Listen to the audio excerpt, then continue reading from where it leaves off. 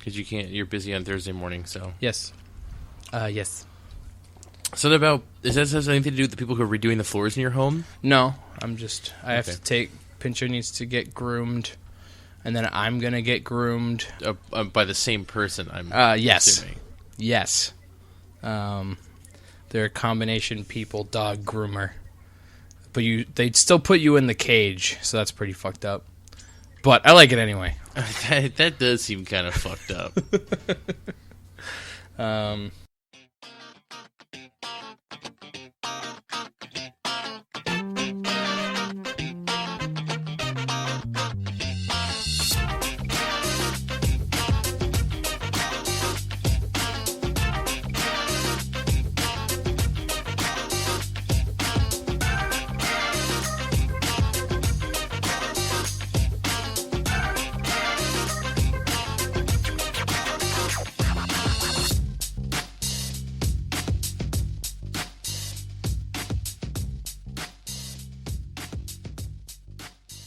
Hello, everyone, and welcome to the Remember to Clean Your Goddamn CPU Heatsink podcast.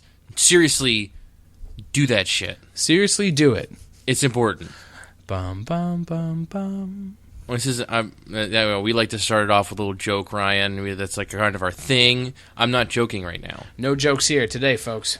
My computer was dying. It was literally every time I turned on WoW, it was like chug-a-lugging. Kill me. Yeah, it was unbearable. It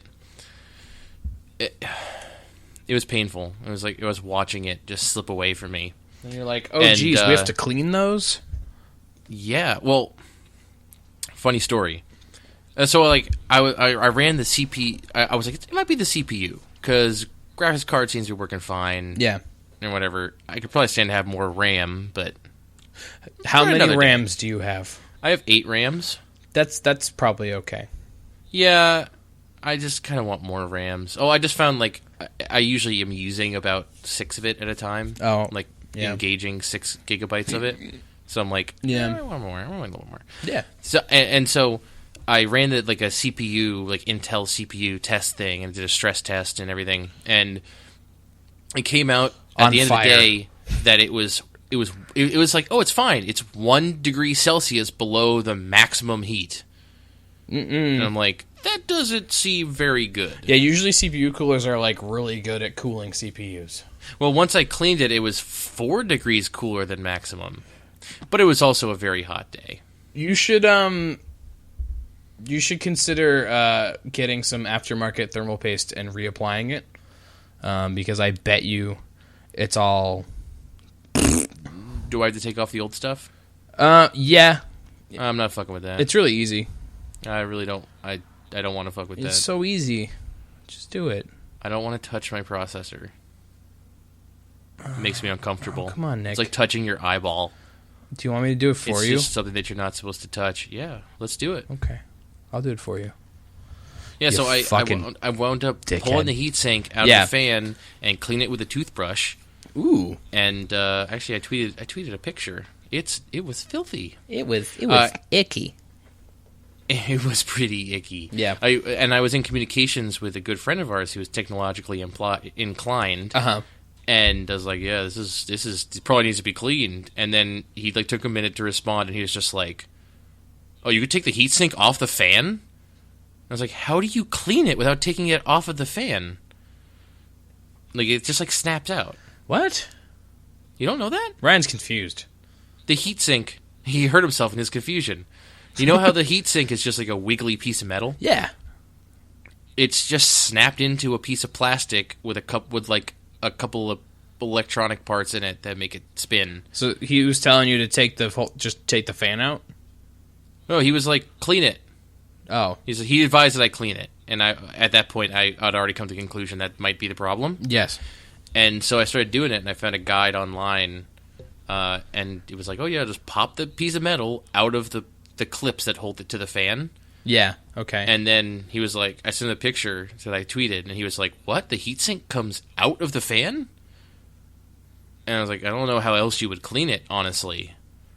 How could you possibly clean it with the fan in the way? I'm still confused. What is so confusing about this? The heatsink is the heatsink itself is the wiggly piece of metal. Yeah. And the fan is a piece of plastic that it is like clipped into. Right. And the fan helps cool the heatsink, but the whole point of the heatsink is that it absorbs heat because it's all wiggly. I'm not so much confused as to why you had to clean the fan as much as why he's confused as to why you don't have to do that. No, right? he thought that the heatsink was forever connected, like glued to the fan itself. Oh, he dumb. And so I was like, I don't know how you could possibly clean the heatsink without taking the fan out of the way, because that fan is like in the way. See, here's how fucked up I am. I would have looked at that thing and I would be like, Newegg.com, buy a new CPU cooler. No. Well, how much do those cost? Just a cooler? Probably about $50. I'm glad I just decided to clean it with a toothbrush, because it was pretty darn clean after I got done with it. Well, that's good. Yeah, and my computer runs great now. Fantastic. It runs like a dream. Fantastic. So, in conclusion, if you have a desktop computer, throw it away. It's like 2 years or so, pop that bitch open. Yeah. Clean the CPU heatsink. If you haven't been in there in a long time, open that bitch up. Yeah, especially if you built it yourself. It's got all the fans going and stuff. Oh, yeah. It's sucking all the dust up and spitting it directly into the inside of your computer. Yeah. Trust me. Yeah, do that. This is actually... it's always been the Bear vs. Man cast. You knew that all along, didn't you? The video game podcast about nothing. It's actually... it's June 2nd. Ooh. It's kind of weird. Yeah, it's icky. Because it's Tuesday, and this podcast comes out on Fridays. Hey, man. We're part-time podcasters. We got to do what we do. Yeah, I guess so. Oh, what's even weirder is that we're not going to have one of these next week. Oh, you're going to, I was going to keep it a secret. There's got to be some sort of transparency. You sure? It's one of the tenets. It's one of the 4 legs of the table that holds up Bear vs. Man. What are the other 3? You better know. It's transparency. Yes. Not fact-checking. Yes. Amiibos. Jokes. Quality ads. Yes. No, okay, so it's quality ads, not fact-checking, transparency. And Amiibos. And integrity. No, yeah, Amiibos. Amiibos better. It's Amiibos. I like that. It's Amiibos. It is for me, anyway. I caught the Amiibo bug. No, I don't... A little bit. Not like you do. Nobody... Nothing like that. Nobody got me. I got so many Amiibos right now. By the way, my name is... Before we get into it, my name's Nick. My name's Stan. Stan. Put Ryan back on the mic. Shit. All right. Stan, get out of here. It's Ryan. It's Ryan. Hi. Oh, okay, Ryan. All right, Ryan's back. We're good. We can go. Is that like our next T-shirt? I'm like concerned. What? Shit. No, just shit. It's Stan. I actually had a better idea for a T-shirt when I was listening to an older episode. I'm excited. I want you to tell me about it now. I can't remember it. Oh, we'll suck. We'll talk about it later. You're an asshole. Yeah, that's me. Something we say. No, I got nothing. Hey, okay, so I'm kind of concerned this is going to turn into a long one. That's fine. Because we both played the same game this week, and what happens when we both play the same game... We talk a fucking shitload about it. We talk a lot about it, like a lot. You guys remember Bloodborne? Holy shit. Yeah, how could you forget? It was like 3 weeks of Bloodborne. Yeah, pretty much. If you think about it, it's like 25% of our episode library is made up of talk about Bloodborne. That's true. Yeah. I never thought about it like that. I never thought about the numbers and the percentages. I'm a numbers guy. All right. So for those of you who have not listened before, Bear vs. Mancast is us, Nick and Ryan. Hi. Talking about video games, bullshitting. Mostly, it's about what we played this week and our unique insights on those games. But it's so much more than that. It's so much nothing. It's bad. Don't listen to it. Just go home. Yeah, let's see. I'd probably say listen to. Listen to it anyway. Who gives a shit? Yeah, Let's party. Yeah, whatever. Do you want to just get into the nitty gritty, just like right away? Just talk about Splatoon? Yeah. All right, so we're going to Mad Lib it, all right? Okay. Fill in the blank. I will. I blank Splatoon. Is it what's the kind of word? Any word. It's just any. Yeah, whatever word you want. Mad Lib. Oh wait, I guess Mad Lib does. Whatever. They do. That's why I asked. Okay. Before I answer, is this like actual Mad Lib rules, or do you want me to say what I actually think? Say what you actually think. Can I do both? Yeah. Okay. Well, okay. Mad Lib rules are you try to make it as dirty and weird as possible. I should have had a Splatoon Mad Lib form set up. Because, yeah, you pick the words first. Yeah, you do. And you just pick, like, give me 3 nouns, an adjective, and a verb. And then they just get put in, like, later. Yeah, when you don't know the sentence. Okay, so it's not a Mad Lib. Okay. It's a fill in a blank. It's an SAT question. Oh, okay, so... Mad Lib. Splatoon is to Ryan as... Oh, you changed the question. Whatever, okay. I blank Splatoon. It's like a black card in Cards Against Humanity. I played Splatoon. You're an asshole. Sorry. You're an asshole. No. Hey, I'm going to do the same thing. Okay, I want you to do it. I love Splatoon. Ooh. Splatoon is great. Splatoon is fine. It's fine. Ryan, you're officially the hater of all things fun. It's fine.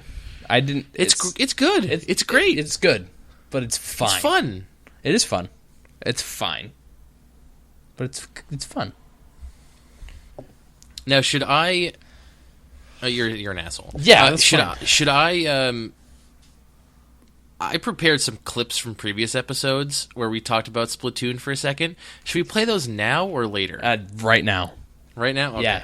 Yeah, I know where this is going. I'm excited. This is pretty good. Well, first of all, keep in mind that this week, the day after it came out, we both bought Splatoon. Yep. And played it. Yep. And liked it. Yep. And Ryan less so, but... Slight hesitation. Yeah. Hey, stop that. This is from episode 14, Homeopathic Health Corner. That was 2 weeks ago. Oh, man, I want to play Splatoon now. Yo, I do. Oh, shit. That's not even remotely loud enough. You fucked up. Yeah, well, I didn't know how loud to make it. Loud. I suggested that we add this in post, and you're like, nah. Nah, yeah. Okay. I want to play Splatoon now. Yo, I do. I don't. I don't either. I'll play Splatoon. If someone's like, take this free copy of Splatoon, I'd be like, I will play this. I doubt I'd even play it bit. If I did that. I would definitely play it, and then like maybe in 2 hours decide if I hated it or not. But there's no way I'm spending $60 on that game. I've heard it's fun. There's no way. Yeah, it's a Nintendo game. Yeah. There could be something to it, but it doesn't draw me in the way some other games have. So I don't know. Maybe I'll try. There's no way. Did you say there's no way I'll play Splatoon? I think so. Yeah. No. Okay. This is from last week. Okay. Book versus Mancast, episode 15. Yes.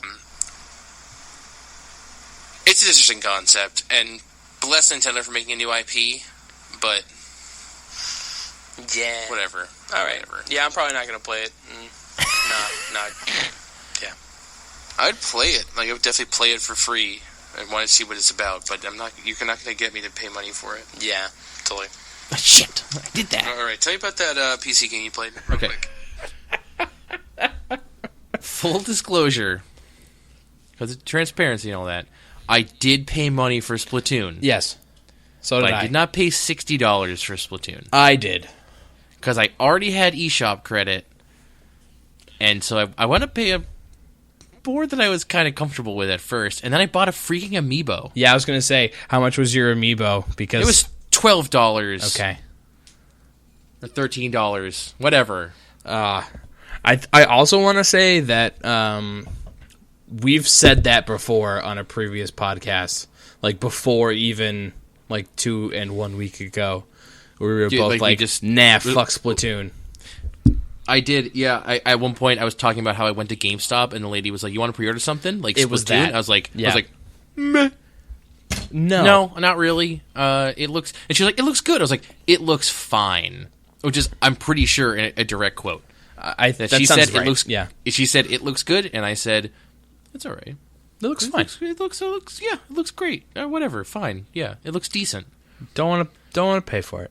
Whatever. All that stuff is true. Well, I'm glad I bought it digitally because the game's only 2 gigabytes. Yeah. And I can just I feel like playing Splatoon right now. As long as I'm in front of a TV, I can play Splatoon, which makes me upset. The fact that game doesn't have off TV play sucks big dicks. So I think at the very least, the 1-player mode, which is surprisingly good, I haven't fucked with that, should be playable off TV. I agree with that, though. I almost feel like they could potentially add a patch that makes it off TV. So at some point, and they might actually do that. There's a dojo mode which lets you and a friend play. Yep. And why can't they just make that the TV mode? Like, yep. Clearly the code is in the game. Let it happen. I'm sure that that's something that they could do, and they're still on version 1.0 because at this point the game's been out for like 5 days. Right. I bet that's something that Nintendo would add something seriously like that. Something that they might do. Yeah. It's weird. Things like that are weird. I was thinking about this, and I was like, they could probably do it easily, but they don't necessarily have the incentive to because people already bought the game. Right. So, like, if I go to Nintendo, I'm like, hey, listen, I already bought Splatoon. I want you to change this thing about it. They're gonna be like, I'm not going to change that for you. No one cares. I already have your money, right? So I don't need to please you anymore. We don't actually care if you stop playing it. Side note, kind of do. Side note: should we give a quick elevator pitch as to what the fuck Splatoon is, or does it matter? Yeah. No, you're right. You're always the one who's thinking about that stuff. Yeah. Splatoon is a competitive multiplayer third-person quote-unquote shooter. A third-person multiplayer shooter. I think the word competitive is something that barely applies to this game, and I'll get into that later. Yeah, I'll get into that but basically, extensively later. The goal of there's other modes, but the one they have out right now is called Turf War. It's the main mode. It's the main mode. Like it's your any other game's team deathmatch. Yeah, much. Except in this one, instead of the focus being killing each other, the focus is to splatting each other. Spray your seed all over the goddamn map. So you play as an Inkling, which is a squid kid, a kid squid. Kid squid. No one really knows. Teen squids. So according to this Nintendo Direct a Splatoon Direct they did a couple days ago, or not a couple days ago, it was a while ago. I think it was like 2 weeks ago, like 3 weeks ago. They had a scientist man explain to us what Inklings were, and it turns out that they're 14 years old. Gross. They're squids their entire life until they turn about 14, and then they're like, oh my gosh, I can be a kid too. That's some Splatoon lore knowledge right there. So I want to get this out of the way. And then never talk about it again, because I'm probably the only one who gives this much of a shit about it. But I just want to get it out of the way right now. Okay, I seriously can't wait. I think the entire theme of this game is fucking stupid as hell. And all of the dialogue and all of the forced fucking... No, it's not forced. It's so forced. All of I'm a fucking jellyfish. It's so fresh. It's fucking garbage. Every time I turn on back up. Are you going to talk about Callie and Marie? Every time I turn on Splatoon and I'm like, I feel like playing Splatoon, I turn it on and those fucking bitches are standing on that television. You can't say that about them. I can too, and they're I nice will, ladies. and I did. They're standing on that fucking television, and they're like, blah, blah, blah, blah, blah, here are the maps for today. Here are the maps for today, blah, blah, blah. And then for the next 4 hours. They put their little fucking twirly, squiddy hands up, and they're like, so fresh. And it makes me want to fucking throw my gamepad into my television and send it to Reggie Fils-Aimé. Do it. Anyway, I think all that shit is so garbage. Here's the thing. You think it's garbage because you're a grown-ass man. It's a new Nintendo IP. When this is like just some wacky shit that they came up with because Nintendo games are wacky instead of being serious. The whole point, like if this was a game about 14-year-olds killing each other that wasn't wacky, it'd be dark. It'd be the Hunger Games. It'd be bad. No, it'd be the Hunger Even Games. if that sold well. Yeah, although apparently, the funny thing is, there's really weird details in this game. One of the things is that like after you have a turf war, which first of all they don't like talk about killing or anything because you splat your enemies. Yeah, I think the idea of a turf war is possibly more dark because that's like some gang related stuff. Isn't it? Didn't they boil it down to like it's a sport that Inklings like to do? Like it's just like I think so. They also reveal that at the end of every match, the ink mysteriously disappears. That's weird. Yeah, like if you actually, because you don't care about Callie and Marie, no, whose names are play on the word calamari. Another reason why I fucking hate this game. No, Go that's on. awesome. That's great. I love wordplay like that. So they mentioned just like random little things. So at one point they're just like, one of the stages is a warehouse, and they're like, try not to get ink all over the goods in the warehouse, and then that's what Callie says, and Maria's like, yeah, except all that shit just disappears at the end of the match anyway, so it's really weird. I don't know. Localization is a crazy thing, right? I want to know how fucked up this game is in Japan. I that's what I'm getting at. That's what I want to know. Because localization is a crazy thing, and they were basically given this framework and this like general like the Japanese text was that the developers wrote, but they gave it to the Nintendo Treehouse and they said, "Hey, read this in Japanese and then tell us what it is in English, but not only but translate put it, a flair but on localize it." Yeah, I mean, I don't know, man. It already has the squids in it. It's not like they just added the squids post translation. So you just hate their little raptor claws when they say "so fresh"? Oh, like that's God. the part that bothers you? It's the so fresh, and it's the fact that when I first turned on the game, they were like, "You can't buy any clothes until they think you're so fresh," and I'm like, "No, get this shit away from me." That's funny. That's funny because seafood in particular is coveted for its freshness. The fresher the seafood, the better it is. Don't worry. 10 times out of 10. That's a thing. I'm definitely well familiar with seafood freshness and its preparations. I understand that, which is why I feel silly explaining the joke to you right now. It makes me upset, and I'm upset. It's hilarious. I think you're wrong. It's so lighthearted and self-aware, and it's just fun. Like it's what's that word? It's playful. It's great. This is one of those times where I want to have less fun. Dude, the shops. Okay, first of all, the shops. They're called Booyah Base. This is Booyah Base. I get it. Does Booyah Base even contain squid? No, but there's no squids there.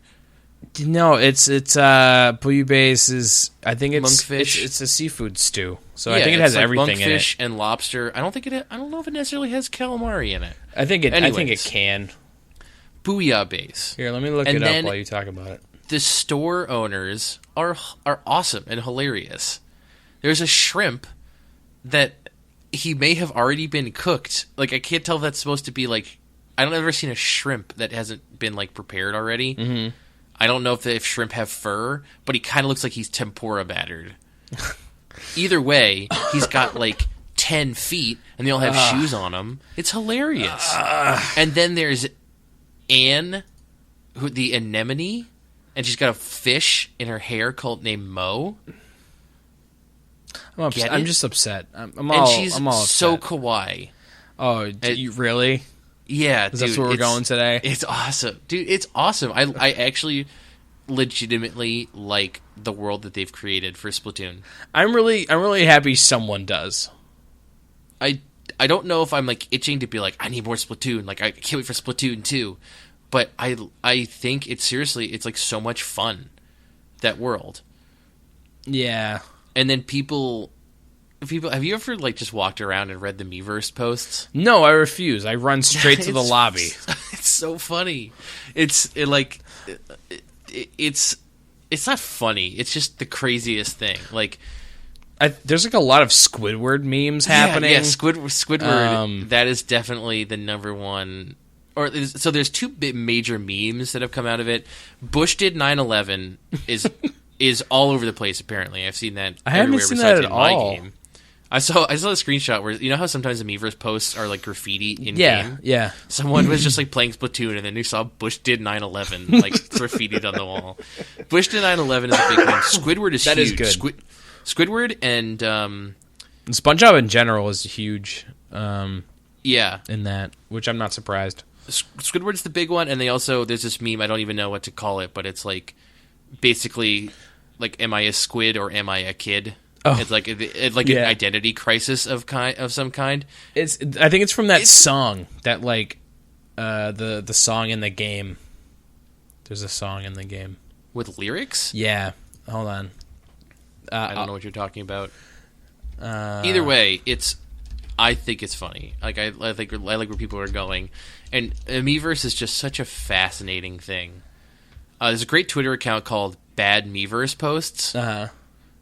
It's pretty great, and it's just been the past like couple of days. It's just been all Splatoon. I think it's funny, and just see the people, and like considering there's also like a younger fan base and everything. Mm-hmm. It's just some weird stuff happens. Like I think Splatoon is crazy and unique and wonderful. And like I said, I stand by what I said before. Oh, I found it. Nintendo for making a new IP. I found it.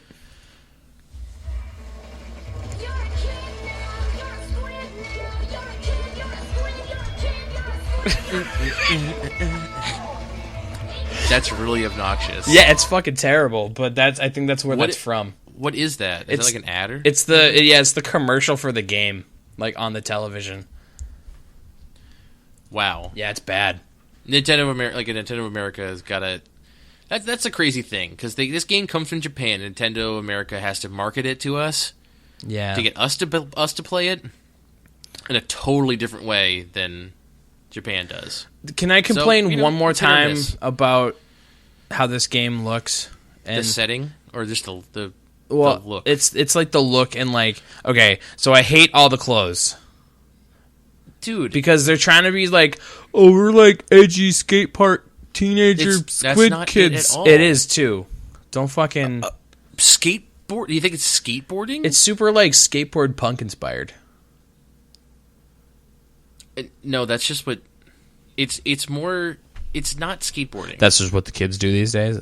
Japanese people don't have skateboards. Of course they have fucking skateboards. It's Japan. But they don't have skateboard culture. Eh. Not in the same way that we have. I wouldn't put it past Japan if they would look at American skateboard culture and be like, oh yeah, that shit looks cool. Let's put that in the game. I think maybe there's some inspiration from that, but I think it's mostly just like that. It's hip, it's urban, it's like hip hop culture kind of.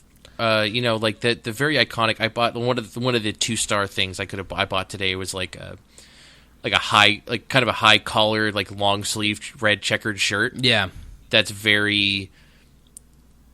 It's I can't even think of the right word. It's very like modern style. Like it's urban is like the best way I could think to describe it. Sure. I think it's. I mean, what do you want them to dress like? You wanted to wear like, I don't know, leather cuirasses and like winged boots. Like I don't. I want just more diversity in the clothing, so that I don't feel like I'm trapped in a 14-year-old drawing. Yeah, that pretty cool beanie for a little while there. Yeah, but I had the beanie because it had the stat I wanted. Yeah, I have a beanie with the stats I want. Yeah, too. You get like headphones and sunglasses and stuff. Fuck, everything's. I just hate. I hate everything about the style of this game, and I think it's all fucking stupid. I like it. That's fine. You can like it. I'll let you. I like it a lot. I think it's cool. Should I talk about something that I actually like about this game? Yeah, I have some talking points. Fucking here. Okay. What do you got? Well, we already talked about the fresh word choice. Yeah, fucking kill yourself. Stop that. Stop that what I wrote down. Fresh word choice. Stop that right now. So we kind of talked about the player base a little bit. So here's the funny thing. Yes. Anecdotally, to mention about how I played. So I was, for like the first couple of days I played this game, I was playing on colorblind mode. Ooh, yeah, I play in colorblind mode. You actually play in colorblind mode? Yep. Like on purpose? Yep. I don't like playing colorblind mode. I do. So it's not actually called colorblind mode. I can't remember exactly what they call the feature, but it makes I think it's called color lock. I think it's what it's something like yeah. that. And it just makes it so that every round is blue versus orange. Yep. And it's so that people who don't necessarily see colors good can at least tell a difference between blue and orange, and can get used to seeing blue and orange. Yeah, and their eyes might adjust to it better, and they will have less trouble with it. Right. Because normally it'd be like sometimes it's pink versus green. I feel like that purple versus green is probably challenging for some people. Purple, but they're not doing like it's obviously like orange and blue are contrasting colors, like opposite sides of the wheel or whatever. Right. They're not doing like green and blue or purple and blue. Yeah, they're trying to keep that stuff at bay. Which good on them. I don't think they use red at all. No, it's more like orange and pink. I want to say there's a purple and yellow. It's like purple and neon green or neon yellow. I think when you play color lock mode, one player. It's you're yellow and they're purple. Yeah, I think so. Which I can probably see how it's probably easy to tell the difference between those two. Honestly, I just like the orange and the blue. The blue is a really good blue. It's a really good blue. Really good orange blue. Pretty good too. I don't like their purple. I think their purple sucks. It's not good. I think their pink and green solid. Oh, pink and green's pretty okay. Strong pink and green game. My brother would like that because that's like his bicycle racing colors. But that's really it's probably irrelevant. Yeah, probably. But so that's just a funny thing. I like that feature exists. I'm glad I turned it off though. It's a neat way to approach colorblind settings. That isn't just straight up just like changing the colors. You know what I mean? It also means that my Inkling Chica will be different colors when I like log into the game. I do like that. And the color of your hat or your headpiece item also is determined changes by the color of your body, like your hair. I guess we want to call it. It's not actually hair. It's your tentacles. But. Gross. It's whatever color you were last match, and then you leave. That's your color for the time being. Which is, I think that's neat. It's a neat little feature. I kind of want to have like. I want to push a button that lets me change my hair color. Yeah, I kind of do too, but that'd probably take a lot of like loading and whatever. Probably. I want that glyph that druids have, glyph of the chameleon. Yeah, that one. And just like every time you turn to a squid, you just pop out a different color. That'd be cool. That'd be really neat. Cool. All right. Okay. All right. Focus time. Let's talk about the connection. No, hold on. We're not going to get to that yet. Okay. Before we talked about how I didn't want to call it a competitive game. Uh-huh. Let's talk about that a little bit. Yes. So, games of Splatoon, regular matches, they have ranked matches, which are a little bit different. You played in one of those? Modes, different stages. No, because we're not level 10 yet. Oh, gotcha. And then they just released them like last night. Enough people had to get to level 10 for them to open it up, but you still do level 10 to get in there. Gotcha. So, it's Turf War, we said before, is the winning team is the team that has the most ink on the ground. Right. And the different weapons allow you to put ink on different patterns, and you basically score points by putting ink on the ground. When you splat another player, it like bursts ink of your color everywhere. So it's good to splat other players when they're on their own ink, and then you get points for doing it, covering up their ink. But ultimately, it's 3 minute. Okay, so it's 3 minute battles, 4 versus 4. And then every time you finish a battle, it asks you if you want to play again, and if you say yep, then it keeps you in the same lobby and just shuffles all the teams around. Right. And you just do it again. Yep. Although I would say that when we played together, we played many matches because they only take 3 minutes. Yeah. And I would say like 75% of the time you're on the same team. I kind of like that. Yeah, you do, because when you're on the other team, I splat the crap out of you repeatedly. You do. You're very good at this game. I thought I was. I I played a couple matches yesterday that I was just okay at. Mm-hmm. Yeah, it was really weird. When I started playing the game, I was winning like a lot of matches. Yeah. But obviously, it's a team effort because it's 4 versus 4. Yeah, if 3 of your other players are slackers, then fucking you're screwed. It can get pretty one-sided. Yeah, I think the one time we played against each other, I really stomped the crap out of you. Oh yeah, you. I think you got like 75% or something. There was ridiculous. One time. Yeah, it's because I was using my favorite gun, the Tentitech green one. Yes. And then my entire team was using rollers. Fucking. So I was just going around like rollers. I was just going for the gank, and then the rollers were just spreading out and just going forth and just spreading orange everywhere. It's really interesting because there's so much potential for dynamic team building like that, like team play. Yeah. But it's just a bunch of random people. So it is, yeah. I presented this thing to you when we were talking about it originally, that it's just like, if I was using the roller, and I rarely do, but if I was using the roller and I joined a lobby with a bunch of people using the roller, I couldn't just switch weapons to say, I'm going to support my team better by using something else.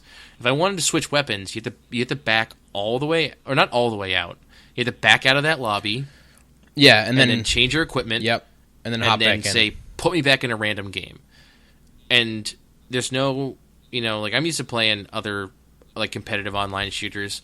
There's no like forming a party, although that will come later apparently. You can like join like a group of 4 people, like a group of 4 friends, and then like go looking for other groups of 4 people, and do some serious like competitive Splatoon stuff with no voice chat. Although I'm sure most people can figure it out. Yeah. Like conference call on your iPhone that you definitely have, or just Skype or Mumble or whatever. If you're near a computer, or you can use Skype device on your phone, and it works pretty well actually. Yeah, I guess that's true. Yeah. So so I lost what I was saying. So you go ahead. We were talking about you were just talking about like rollers and stuff, and I wonder if at one point this was a class-based game where like the roller was a class with like stats and like the sniper rifle looking thing that's not a sniper rifle. Charger. Yeah, that's a dumb gun. I hate that gun. But like I wonder if like the fact that there's only like 4 kinds of weapons with varying stats, I wonder if that's some sort of remnant of a class-based game that they then decided, fuck it. I think that's very possible. Yeah, that's the thing. That's the thing that drives me crazy. So the weapon variety is not super great, but I don't necessarily need it to be. Like I don't know if I'd be able to like, oh man, this really just needs an ink shotgun, and I'd be able to enjoy this better. I like the machine gun thing, and that's the only gun I really like. I like it's called the Splatter Shot. I just remembered. Yeah, that one. I actually kind of like the Splatter Shot Junior, which is the first one you get. Really? Because it just sprays. Yeah.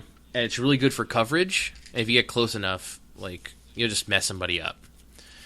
And I got, by beating the first level of the first world of the 1-player mode, I got a different version of that. Mm-hmm. That's the weird thing about the game. There's a primary weapon. Yes. And they come, like you buy weapon sets. Oh yeah, that's another thing I want to complain about.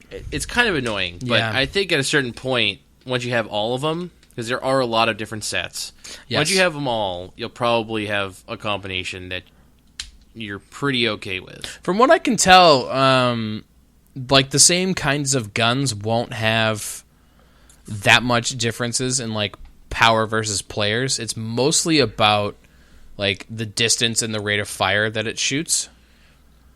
As this game, as with other games, I've noticed that rate of fire is still the most important factor of all time for killing people. There's splatter shots that fire really, really slowly, but either go very, very far or very, very close. And then there's other ones that are like super rapid that also have the same qualities, but I think the power is relatively... Like, obviously, I think the slower gun hits a little harder, but not by much. Yeah, that's what I'm getting at. Like, you fire like very noticeably faster. Yes, and I actually find it kind of hard to aim in this game. I'm also frustrated with the aiming. So I usually stick with a splatter shot or a splatter shot junior and just point my gun in the direction of someone, and sometimes they go pop. The nice thing about the reticle is it does change when you're lined up to hit somebody. Mm-hmm. It'll get like more lines. Yeah, I think actually I need to turn down my sensitivity because I feel like it like whips around a little bit too much. Like I go to adjust it a little bit. That's a thing to try. Yeah, the control stick it's a good control stick, but at least something to be desired. I feel like it's a little bit. It's not as accurate as an Xbox controller. It's not or accurate. whatever. It's not as sensitive. Yeah. it's really rigid. Yeah, I'm kind of just feeling different control sticks right now. I can definitely tell the difference between like Xbox One and Wii U. Yeah, I don't know. But besides that, the loadout thing bums me out in a big way. Yeah, that's one of the things that ruins the competitive nature of it. Yeah. It's because it literally, you might as well, honestly, if I was like joining a game, yep, and they just put me in a room with a bunch of bots, I would have no way of telling that they were bots. Yeah. I don't feel like I'm playing with players. Which is maybe a good thing. I just want to go in there and I want to paint a lot of stuff. Mm-hmm. And sometimes I like to help my team. Like there's certain weapons that have the echolocator super that basically marks your opponents in real time for your entire team. I like that one. I think that's cool because I don't really try and slay, so I usually just like go in and just put down as much paint as possible and then pop that whenever I get it, and then that helps my team kind of go out and get them. Yeah. But, if people aren't performing on the same wavelength I am, then it's not going to really work out well. And there's no way to communicate with people. Mm-hmm. Ultimately, it just feels really disjointed. It like I said, it almost feels like you're not online at all. Which is weird, because there's so many connection issues. I'm kind of okay with it, except for the connection issues. Yeah. Although I haven't had any problems lately. Oh, There's been a couple times that I just get booted off, or like a lot of members of your team or both teams would just get kicked out of the game. A couple times my Wii U has just said you don't have an internet connection right now and dropped me from the match. Mm-hmm. And I try to go connect again, and it goes, we seriously just forgot what your internet was, and I have to go all the way out and set it up again. Yeah, I have to, restart my Wii U, and then it goes, oh yeah, that router, okay, we got internet again. Nailed it. Yeah, I think that'll improve over time. It seems good, and it's really weird because you definitely are connecting with people from all around the world. Oh yeah, there's you can tell definitely Japan people, and I've seen some French people for sure. You're definitely connecting with a wide variety of people, which is good because I don't think the game really has enough people playing it at any given time to just say, you're going to play people in US East. And there's not enough people in US East to fill matches the way you need them to if people are going to be constantly dropping in and out and that kind of stuff. So I'm glad it's worldwide, and it seems to work pretty well. Besides a couple times I get disconnected, I do notice a couple of lag issues. I feel like I start shooting at someone. Yeah, that's happened to me too. They don't even turn around and start shooting me. They just pop. I mostly notice it with paint on the floor. I'll start painting an area, and then I'm like, oh, that's weird. It's not filling in, and then all of a sudden, that's how you know shit's about to crash. Yeah, that's when it's that's really bad. Some WoW shit. That's that's some everybody's running in place for some reason. Yeah, exactly. And you're just oh crap, that's contacting Destiny servers. Which I don't know if this make any sense to you, but that's not a good thing. Yeah, it's weird because I think there might be a little bit of lag, and they might try and compensate for the lag if I don't know if they pick one person as a host or how it works. Yeah, maybe those times that it crashed is because people are using routers with firewalls and they were the host. It's possible, and people couldn't connect to them. I don't think that people do internet games that way anymore. Especially not on consoles. I don't think. I mean, Call of Duty still does it that way. Do they?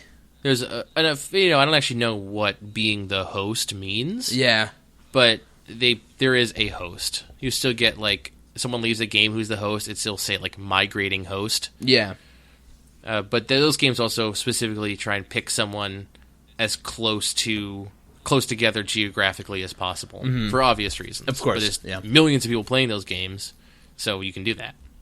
Splatoon. So let's talk about this. Is one of my points here. Okay, the player base of Splatoon. Mm-hmm. Obviously, you have a nationally diverse group. You have Japanese people and French people, and all sorts of people playing. But this is a sort of game where anybody could be playing this game. Like, there have been rounds where you just like dominate, and you go, "Yeah, I'm great," and there's a really good chance that you just played against like a bunch of 12-year-olds, or like even worse, a bunch of won. 8-year-olds. I don't know if 8-year-olds are using Wii U's, but I bet you they are. I bet you they're like, "That Splatoon game looks cool, Mom," and then they buy it. It's so colorful, and they're like, "Oh, this is so violent. You shield your eyes from this." Oh. I'm like, "No, Mom, it's cool. They're just getting splatted. They come right back." Avert your eyes from the demons. Yeah. So that's kind of an interesting thing, because I don't assume that. It's just weird to think about that. I never had that thought before, that when I'm playing an online game with someone, they could be very small. Potentially, the person I'm playing against is literally just inept because like they don't play a lot of video games. They're young, or maybe their motor skills haven't shooter. Developed. In part, yeah, because your motor skills are like constantly developing up until the time you're like now late teens. Yeah, I'd say probably now is the part where they start degrading for us. Yeah, I feel like I suck at video games. Well, we just don't have that twitchiness that's required for some video games. Like we mentioned this a couple of weeks ago. Call of Duty is hard. Call of Duty is hard. That's why I don't play it. Splatoon is not hard. Splatoon is very accessible, and I think they did a really good job of creating an accessible online shooter. Even if it takes out some of that like team play connectivity stuff, I mean, playing that number of random people, I don't think you want voice chat. I also think that Turf War is a sort of game that you genuinely do not need voice chat for. Totally. You're not defusing the bomb, capturing the points. Right. It's just like, you look at your map, hey, there's some blue. I'm going to go make it orange. Yep. And that's good. That's a good game. And then you see a guy with a roller on your team come in. You shoot him in the who's fucking making face. it orange. No, like if he's on your team and he's coming in making it orange, you shoot him in the fucking face. I'm going to go elsewhere and make that orange. Right, exactly. After you shoot him in the fucking face. Yes, that's sometimes. I don't like rollers. Sometimes. Yeah, I know you don't. And okay, so another thing, real quick about that off TV play. A lot of people say like, "Oh, you can't have off TV play because you need a map on the bottom screen." Bullshit. I don't need and a then fucking you need to tap on the thing to make your guy fly to the place. You can fly after you respawn. You can, or any time in the game, you can fly to your teammates just by tapping them on the bottom screen. Oh yeah, great feature. I like cool that. Feature. Yeah, I forgot about that. Easily implement that as like hold select or press select, and then you can move your like the map pops up and you can move your cursor on it. Yeah, that's all they need. Hit A, or just put in a mini map, because there should be a mini map anyways. Because I don't know about you, I don't look at my controller. There's no time ever. Yeah, there's no time unless I die and I have to pick like a new place to go. There's no time to look at that controller. I just go to places that I am pretty sure there is not orange ink. Honestly, I think I could spend more time looking at the tablet if the map levels were more defined. I find them hard to distinguish, like what's map and what's road and what's the open ground where you fall in. When I look at the map to try and figure out where to go next, I spend a couple seconds like spinning around, being like, which way am I facing? Is that towards that way? Is that towards their base? I don't know. Yeah, some of that stuff isn't clear. I find it easier just to like learn the maps, which you learn really quick because you play the same ones over and over, and then just like go to the places where there's probably your ink's probably not there yet. That's big butts. The map rotation is really weird in this game. It's big butts. Every 4 hours they pick 2 maps, and for those 4 hours you will only ever play those 2 maps. Yeah, this is maybe my biggest complaint with the game.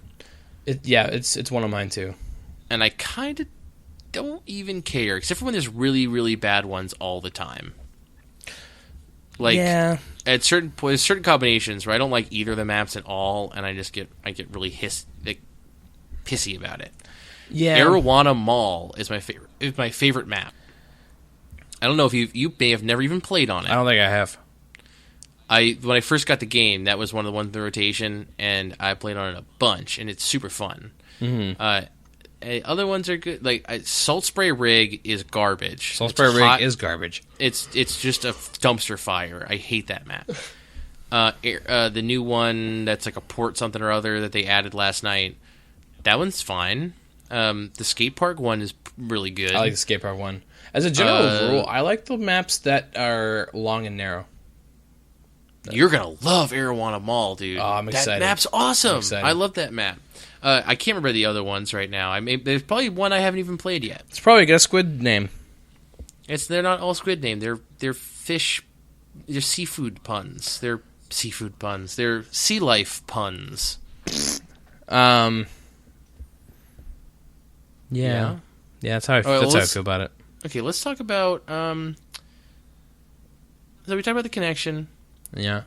One of my other reservations about Splatoon that kind of held me off. I almost didn't buy it, but I just on last Friday I saw people were having fun with it, and that it was getting pretty good reviews, and I was like, fuck Nintendo. I just want to play a fun Nintendo game right now. Give it to me. Yeah. And one of the things that almost kept me from buying it is the lifespan that this game is going to have, which I'm pretty sure is going to be very short. You think?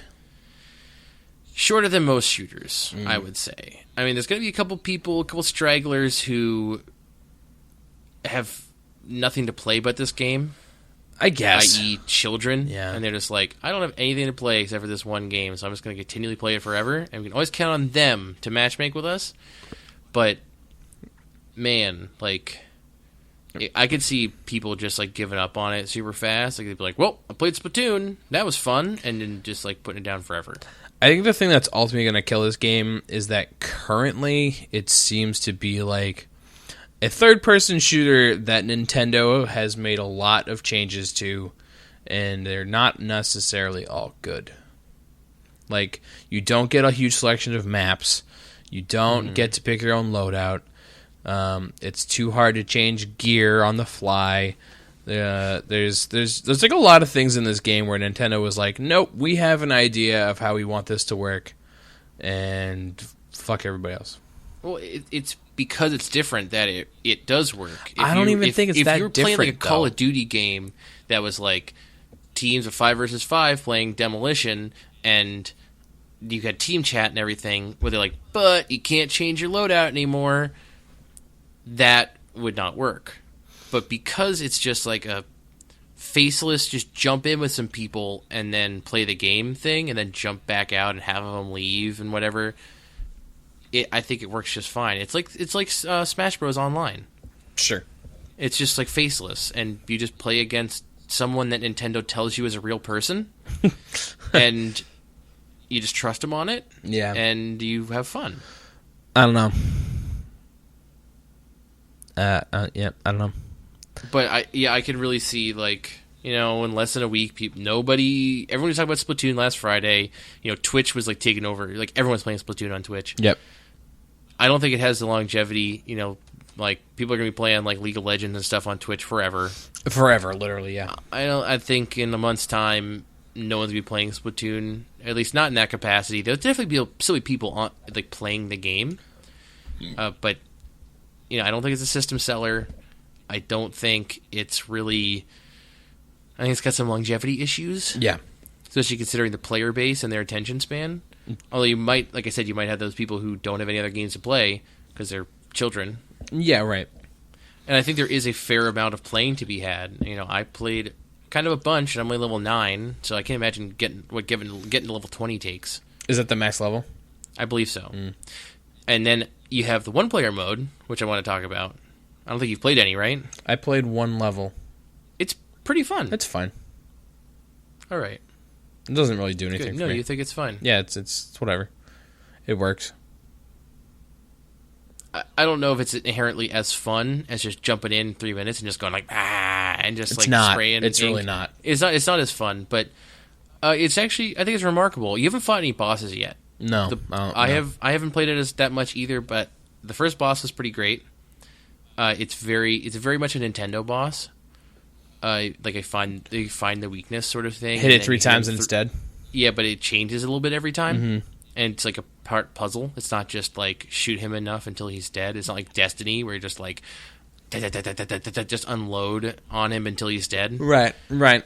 It's more complicated than that. It's a very much a Nintendo boss structure, and I think it's really great. Mm-hmm. Bosses are some of the best parts, and the level structure is really interesting. They kind of present you with like mini puzzles in like almost like a Mario Galaxy format.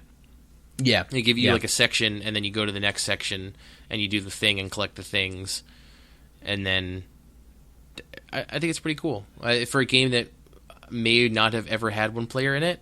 I think it's really great. Yeah, it's fun. All right, you think it's fine? It's fine. And then the amiibos actually kind of do something in this game. Yeah, that's the thing I kind of want to get into. So it's all one player stuff though. Yeah. So you inherently hate it. I mean, not necessarily. It just has to be good. All the amiibo, because the amiibo doesn't really do that much, because they can't make it do that much because they can't make it seem like it's required or anything. Yeah. But the amiibo basically allows you to play the one-player levels with a different weapon. Mm-hmm. So the girl one gets you a charge rifle or whatever. Yeah.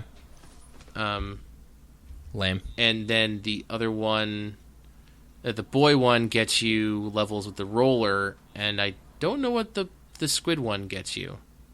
And then you do those, you do the levels again with a new weapon, and you get coins for buying multiplayer stuff, and you also get, you do enough of them, you get like unique costume or gear.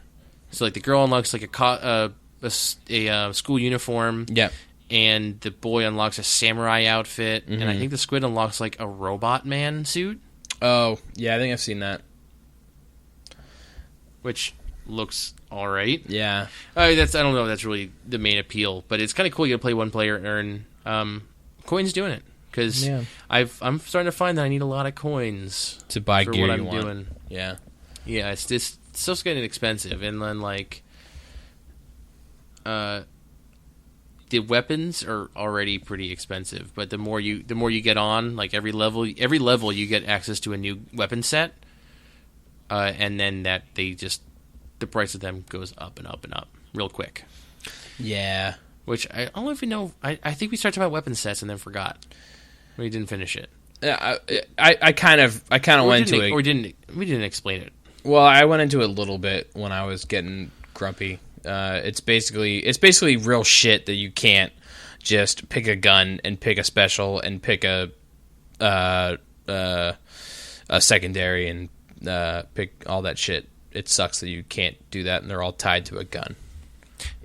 Yeah, but I'm pretty sure that once you have all of them, you'll be able to find a combination you like. I shouldn't have to find a combination I like, and I should just be able to fucking okay. Well, do all that go shit. play Call of Duty. No, I don't want to, because Call of Duty's shite and it sucks.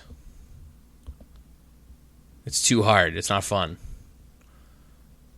Nintendo should have made fun Call of Duty instead of this, because there's a lot of holding back, and I feel like they could have done way more like Nintendo do.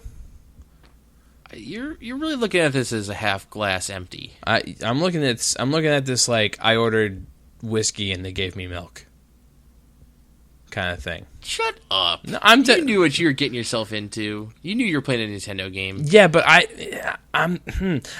do, but I don't think Nintendo's doing a good job making a Nintendo game on this one. I don't even know what you mean by that.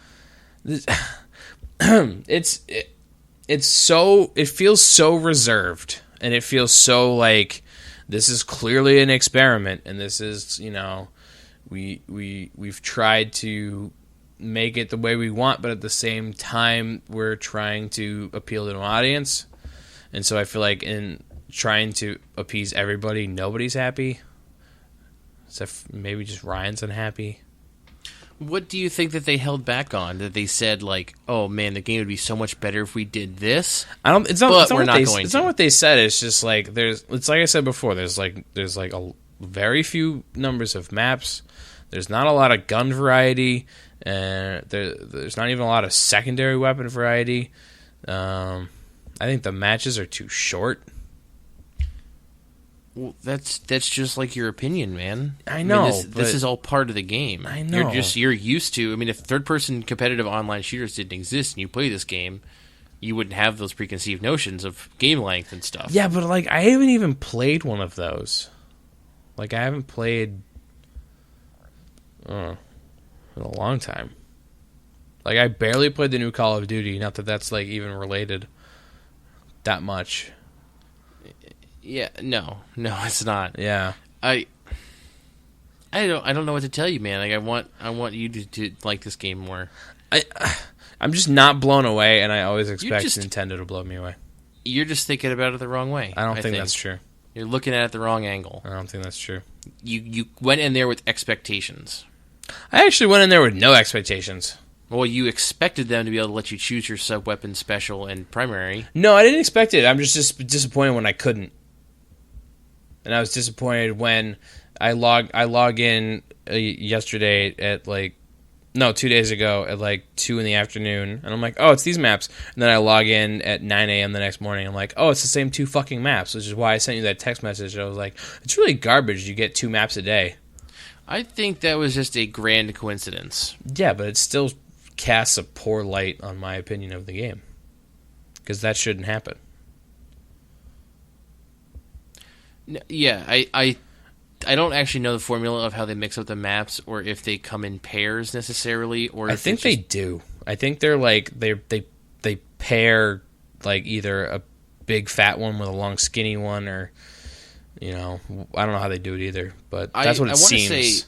I want to say I've seen different pairs. Like it's not just 3 different pairs of 2. Mm-hmm. They mix up the pairs, but they also it's intentionally. It's not just random. It's intentionally placed so that you're not always playing the same map. You just got very unlucky. Like they went through the cycle of them 2 or 3 times, and then they got back to that same pair, and then you got the short straw. That's butts. It's big butts. I think it's fine. No, I don't think it's fine at all. All right, well, you just make a better third-person shooter than Nintendo, and we'll talk. All right. I think the weapon sets are a little bit disappointing, but I just kind of deal with it. You accept, when you play a game, you accept its terms. You can't go into, kids start playing, DayZ and go, why can't I fly and just have unlimited ammo and shoot things? Yeah, but I don't feel like I'm asking for much here. I want a few more maps I want more than 2 maps in a rotation. I want to be able to choose my loadout. And I want to be able to not back out of the goddamn lobby to choose my loadout. That'd be cool. And then this game for me would go from a 6 to a 9. But right now I'm is that official? You're giving it a 6? I think so. I want to play it a little bit more, but it's fine. I definitely have higher regards for it. Yeah, I just think this is just the Nintendo's interpretation of a third-person shooter, and it's different, and I don't like it. And I just accept it. Yeah, I don't like it. You have to. No, I don't have to. No, I just stop playing it and be that guy. But it's fun. That's the one thing that's keeping me going. Is when I'm playing the game and when I in the match, I'm yeah, this is fun. This is a lot of fun. And then I'll have to oh wait, I want to change something. Oh, fuck it, I can't. Let's not leave the match then. Okay, well here's my advice to you. Continue having fun. Yeah, it's hard sometimes. Just do it. Just continue having fun. Stop being such a sourpuss. I am a sourpuss. I know. It makes me sad. Just keep having fun. I'll try. All right, that's all I can ask for. All right, let's take a break. Yeah, let's take a break. We've been talking for an hour about Splatoon. Oh. We're going to talk about some more after the break. No, just kidding. Oh, hey, everybody. Hey, welcome to the Cheesecake Factory. Is this your first time here? Yes. Oh, well, you're gonna love it. So, I know it looks a little bit overwhelming. Our menu is like 100 pages long. It's so big. I don't know what to do. It has a wide variety of things, but everything is great. Just ignore the ads that aren't on every other page. This is bigger. Menu, This is so big, but there's no cheesecake on it. Where's the fucking... I'll get you. It's at the end, but that's. I mean, oh, Christ. we'll get to that. That's not how it works. Like, dessert comes after. Dessert dinner. first. Dessert No, first. okay, Dessert okay. first. Is it okay? So just turn the back page. I mean, I think you're being a shithead, but I can't really, tell you you're. I'm here. My job. I'm getting paid to serve you right now, and I kind of am relying on you to give me a good tip. Okay, so I can't really tell you to fuck off and eat your dinner first. So yeah, let's do dessert first. It's on the back page here. Let me flip to it for you. Here you go. Here. What kind of cheesecake do you want? No, I want an appetizer. I'm just fucking with you. Okay. What? Okay. What do you recommend? What's good? So like. What's fresh off the boat? You got these fresh, you say? Well, it just so happens that we got we got firecracker shrimp quesadillas. How does that sound? Oh shit! I'll take 20. That's way too many. I cannot suggest that you actually make 20. One is one. One is good. Okay. One's a good place to start. Okay. You want to get that started for you? Yeah. You want to keep looking? Okay. All right. I'll be right back.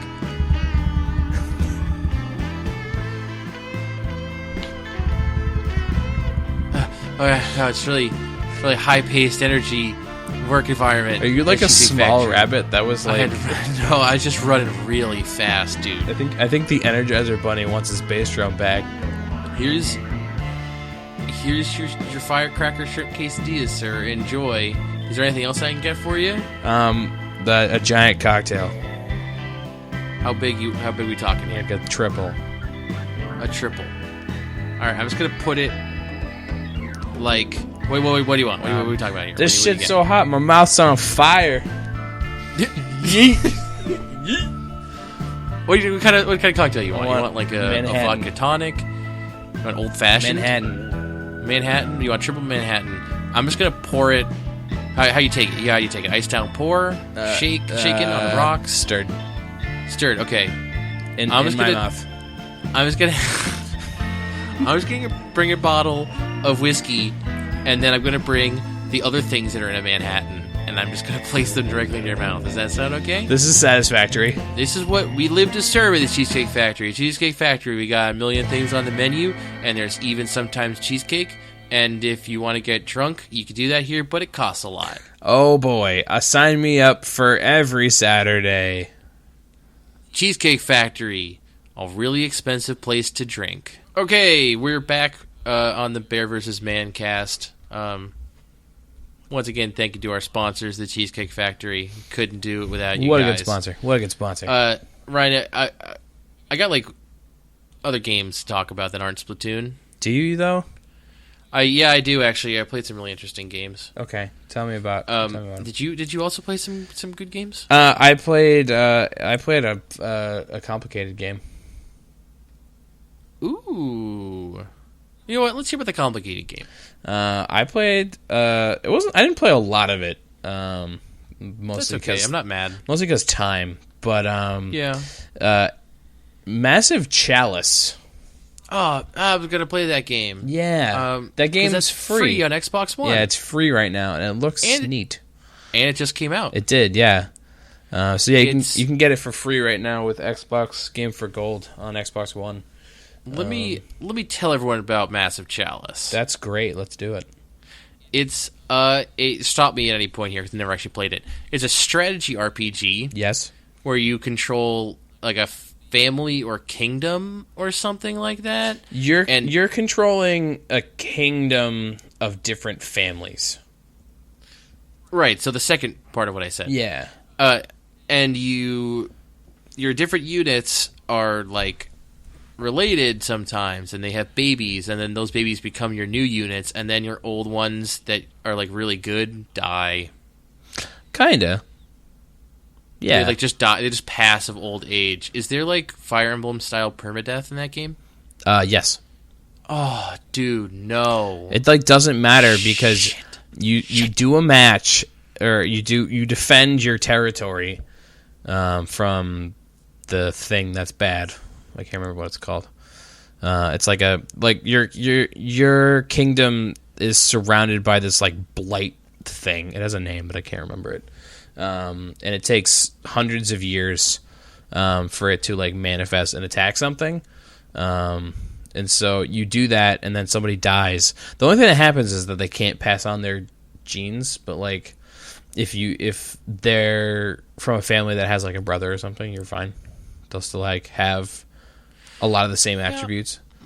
It's very complicated because what ends up happening, and I feel like the game doesn't. While it has a tutorial, and I'm still kind of in it, and so maybe I haven't finished it yet, but it's making me make a lot of decisions like I know what I'm doing. Which I don't. Mm-hmm. So what's happening now is it's like, okay, so you're gonna make people get married in this keep. You have these two dolls. You're gonna make them kiss. Yeah, you're gonna make them kiss. Yeah, you're gonna have babies. And then a little baby pops out. But the people you pick to run your keeps and then the people you wed them to have a huge factor on what fucking ugly ass baby pops out. You can really fuck up making babies. You can make like a really shitty baby. I also just foresee a future where just too many of your units die in battle, and then you just like don't have anyone to fight for you anymore ever, and you just lose forever. I'm currently overwhelmed by the amount of characters I have, and I've only played for like 2 hours.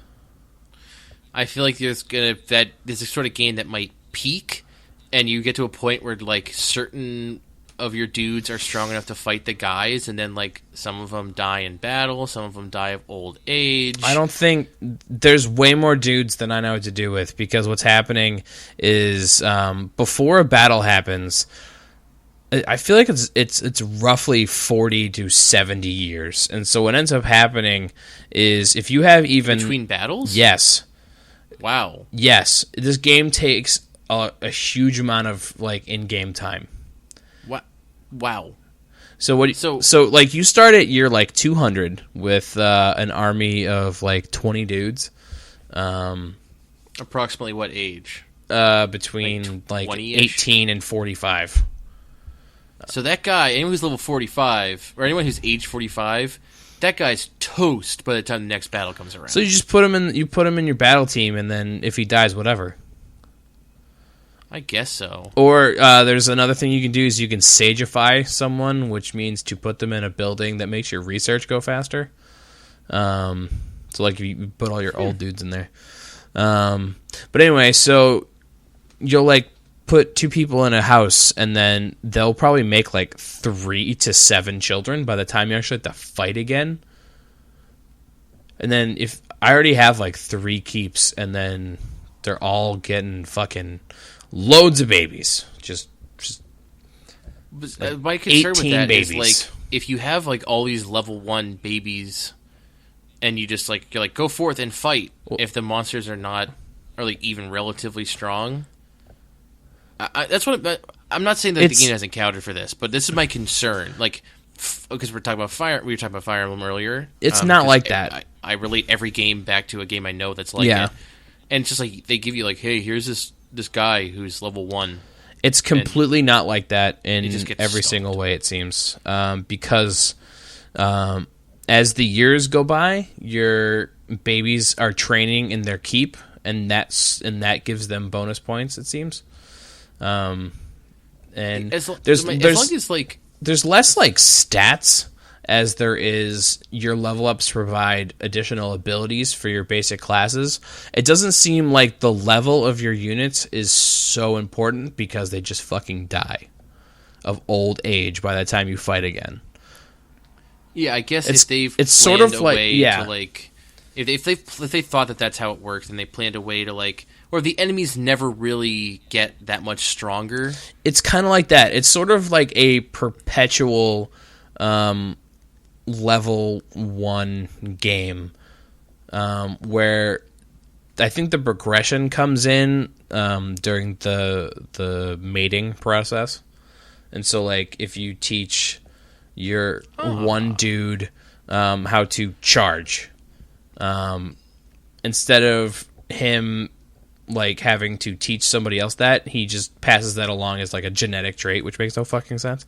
And then, like, eventually you're just breeding a stronger army, and their level is never really, like, there's not really, like, a level. It seems like you get experience to get points to spend on skills, and I think those skills get transferred over as you make babies.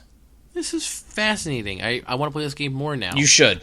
I just envision this, like, I think a system that they may have actually achieved, but without actually doing what I'm going to describe, is like every enemy is level 2, and your old guys are going to be level 3, and they might kick butt for that battle and then die, and all the babies are level 1, and they'll do okay. And then, like, there's maybe some people who are level 2, but, like, enemies are not going to be like, we're level 10, and then you have babies that are all level 2, and they just get the crap kicked out of them because all the cool old guys died. It kind of seems like it's something like that. Yeah, because I feel like they are aware of what's happening here, and they're not going to do some Fire Emblem bullshit where they just give you an army of level 1 guys, and the monsters are all just wipe them out. It was literally like 130 years between my first battle and my second battle. Like, that's crazy. Yeah. Like, I don't even understand what all that means. I just need to play this game. Yeah, you do. This is why I feel like I'm struggling to grasp the concepts of this game initially, and I kind of want to just, start over knowing what I know, which is not a lot, but I feel like it would help a little bit. I mean, besides that, the actual strategy combat stuff is actually really fun. Well, you do like your strategy RPGs. I do. It kind of seems like there's 4 basic classes. I don't know if it expands past this, but there's like a big fighter guy. There's a guy who is like an alchemist, and he throws flasks that explode, which is classic alchemist, which is fun. Yeah, and then there's like an archer. And then there's something else that I'm struggling to remember right now. But anywho, yeah, it's cool. It's super. It's the seems different. It's very different. I also think it's super pretty. The art style is neat. That's it's a Double Fine game, isn't it? I believe so. Yeah, that's cool. Yeah. They do a lot of different stuff. Anyway, that game's definitely great. Gonna play that game. I'm definitely I want to check that. It's definitely on my short list. Yeah, it's fun. It's also cool. It just came out, and everybody's getting it for gold. Yeah, it's free. So if you have Xbox One and Xbox Live Gold, you should pick that up for sure. I don't know. It's also on Steam. I just don't know how much money it is. I want to say it's $15, but I usually shoot low. It's probably $20. Just saying. Well, anyway. Hey, so Ryan, I played more. Whatchamacallit? SteamWorld Dig. Oh yeah. I actually played the entirety of SteamWorld Dig over the course of like 36 hours. Yeah. I just played through the whole thing. It's kind of captivated by it. But I don't want to dwell too long on it because I'm actually writing something about it. Ooh. Whether or not I'll finish it, I don't know. How many minutes should I give myself to talk about SteamWorld Dig? 10 minutes. No, way too many. I still have another game to talk about. Oh, 5 minutes. Okay, go. All right, SteamWorld Dig. As I mentioned last week, it is a Metroidvania-type platformer, but it's not at all that. Like, it's easy to generalize it like that, but it's very different. Because the upgrades and things you get aren't... You don't backtrack in that game. Oh, there's one moment of backtracking, but it does not count at all, trust me. You're not like going and looking for new keys and abilities to come back. All the upgrades you get are quality of life things, more or less. Yeah. And there are certain points where like you go, oh, I can't go any deeper. And then you have to go into a door that you already knew was your goal. Like the thing on your map is like, go in this door. You go in the door, and then you go like, oh, and I can dig through this harder rock now. At one point you get the ability to not take fall damage anymore, and then like you dig a couple more feet and you just drop into like the next area. Yeah. And it's like if you didn't have those things, you were fucked. But you weren't in a position where you said, "Oh, I can't fall that far. I better go back to a different area and see if I can find something that'll help me out." You have that thing going in, which makes it kind of simplistic. But short version of the story, you play as Rusty, who is a robot, and you show up in this town whose name escapes me, and your Uncle Joe owns a mine, and Uncle Joe went missing, and I think you're there looking for him, or trying to figure out what happened, or what's in the mine, and you just start digging, and people start to populate the town, and they're selling you upgrades, and there's this girl there who you can give her ore, and everyone's a robot.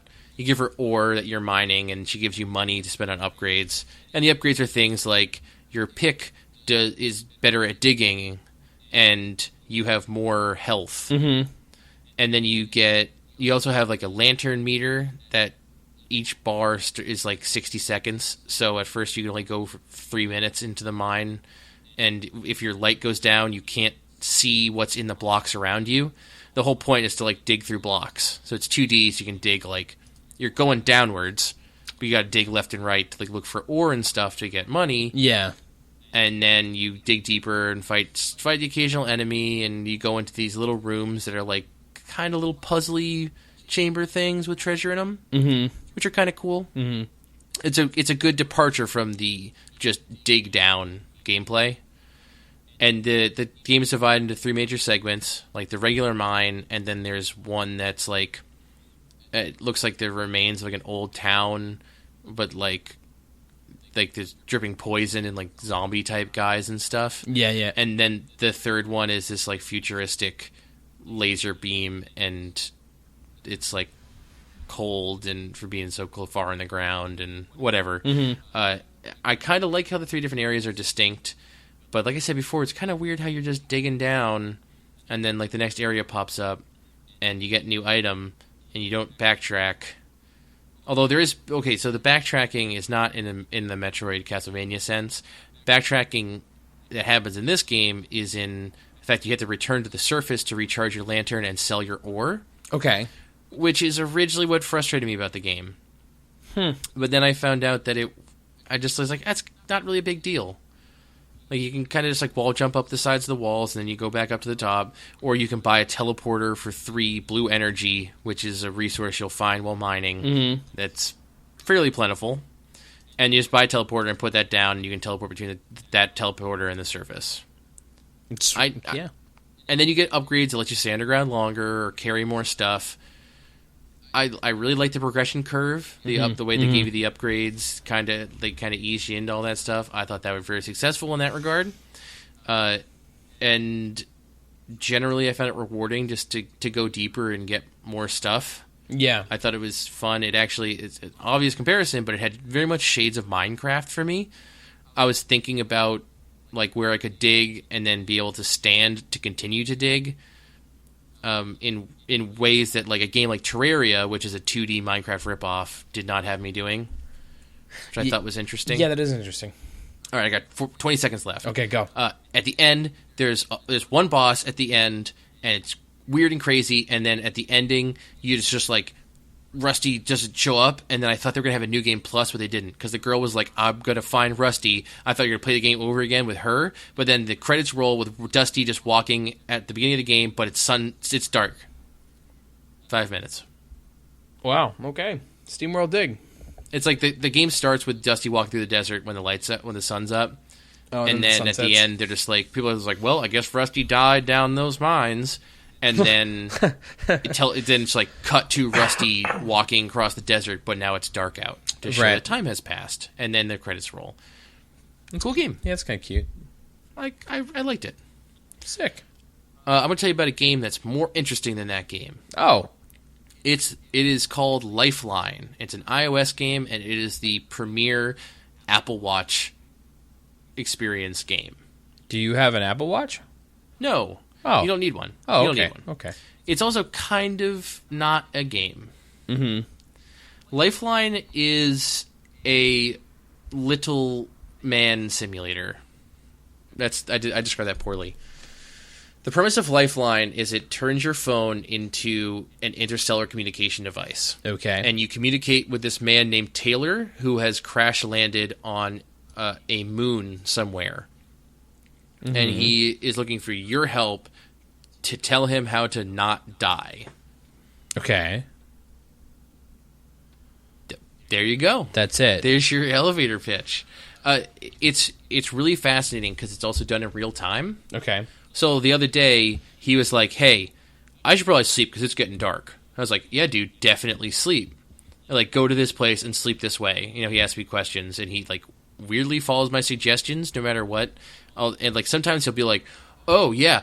He was like, I should stop and have a... The other day, he was like, I'm hiking for a long time. I should probably stop and have a snack. And I was like, dude, fuck that. The sun's going to go down soon. Just keep walking. He's like, I don't see how eating snacks, replenishing the calories I'm burning is a waste of time. I was like, well, then why'd you ask me, Taylor? Just do what you're going to do, all right? Is his name Taylor? His name is Taylor. I think it's his last name. Is this game called Lifeline?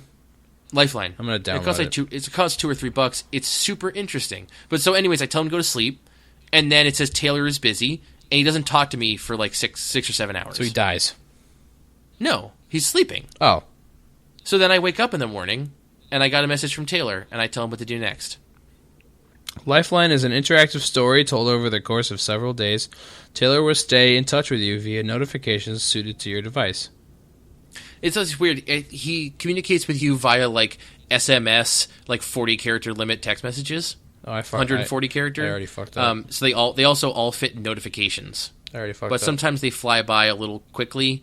But for the most part, you can read his communications like in Notification Center. Oh, neat. And so you tell him to make choices and tell him what to do next, and he for more or less follows what you want him to do. Okay. What you ask him to do, and sometimes he dies. Oh, I killed him like in the first day. That's good. I killed him maybe as soon as you can possibly kill him. So is this like a story? And then, like, if you don't fuck up, you get to finish the story?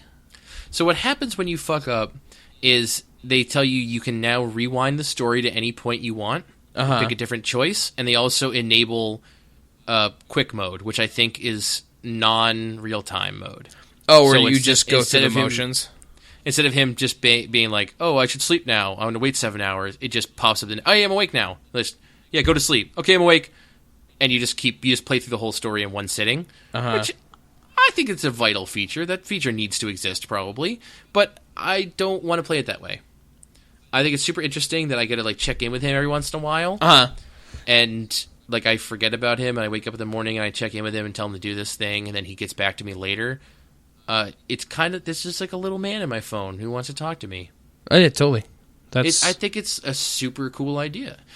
I do have some certain reservations about it. I mean, Taylor himself, he has a pretty consistent narrative voice, but it's kind of fucking annoying. He speaks in, like, parentheses and stuff, and he's, like, generally just, like, not funny, and, like, he's a fucking loser sometimes. Well, I'm just like, Taylor, shut up, dude. Oh, I mean, he is, like, stranded, right? He's, like, kind of in trouble.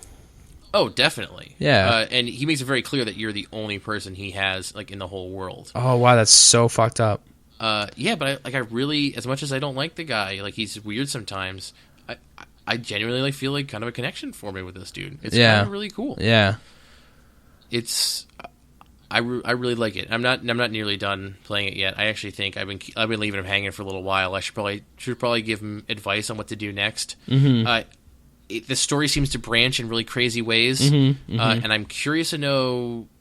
Games like this bother me because when the story branches, I think about all the ways. So when they give you a choice in a game, one of two things can happen. Mm-hmm. You can say, like here's the example, or I'll get to that example later. But like when you make a choice in a game, you that might change the next event. Yes, but it also might just get back to the same event later. Like, yeah, like I'm playing right now, and it came up to like it's either like tell me about where you are or tell me about this person that you just mentioned, and I'm like, well, I want to know both.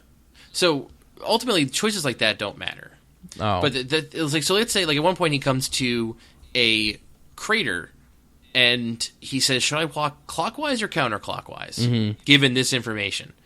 And so it makes me wonder, like, I made him go clockwise, and he got to the other side of the crater eventually. If I went counterclockwise, like, would some crazy shit happen and he would die? Or would a different event in the middle where, like, different dialogue have happened, and then he would have just wound up at the other side?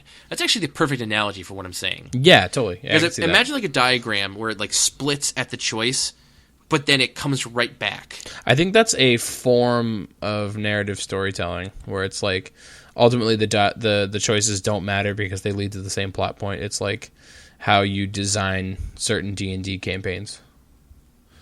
Yeah, I think that is an established thing, and it makes me wonder if that's what they're going for, because I don't actually have any idea. And it makes me really curious about, like, what... And there's no way I could possibly go back and, like, actually play out... Even in real time, it'd take me days to play out each of the branching stories, unless they're not that similar. Unless they're, like... They don't matter. Like, sure, at one point I had him exploring a ship that we found, and he found painkillers, and that's still, like, in the story. Like, he still reminds me that he has them, because one point I had him break through a door, and he hurt his shoulder. So before, he just asked me if he should take a painkiller, and I'm like, this is really interesting that this flavor is still in the game because of previous choices, but does it matter at all?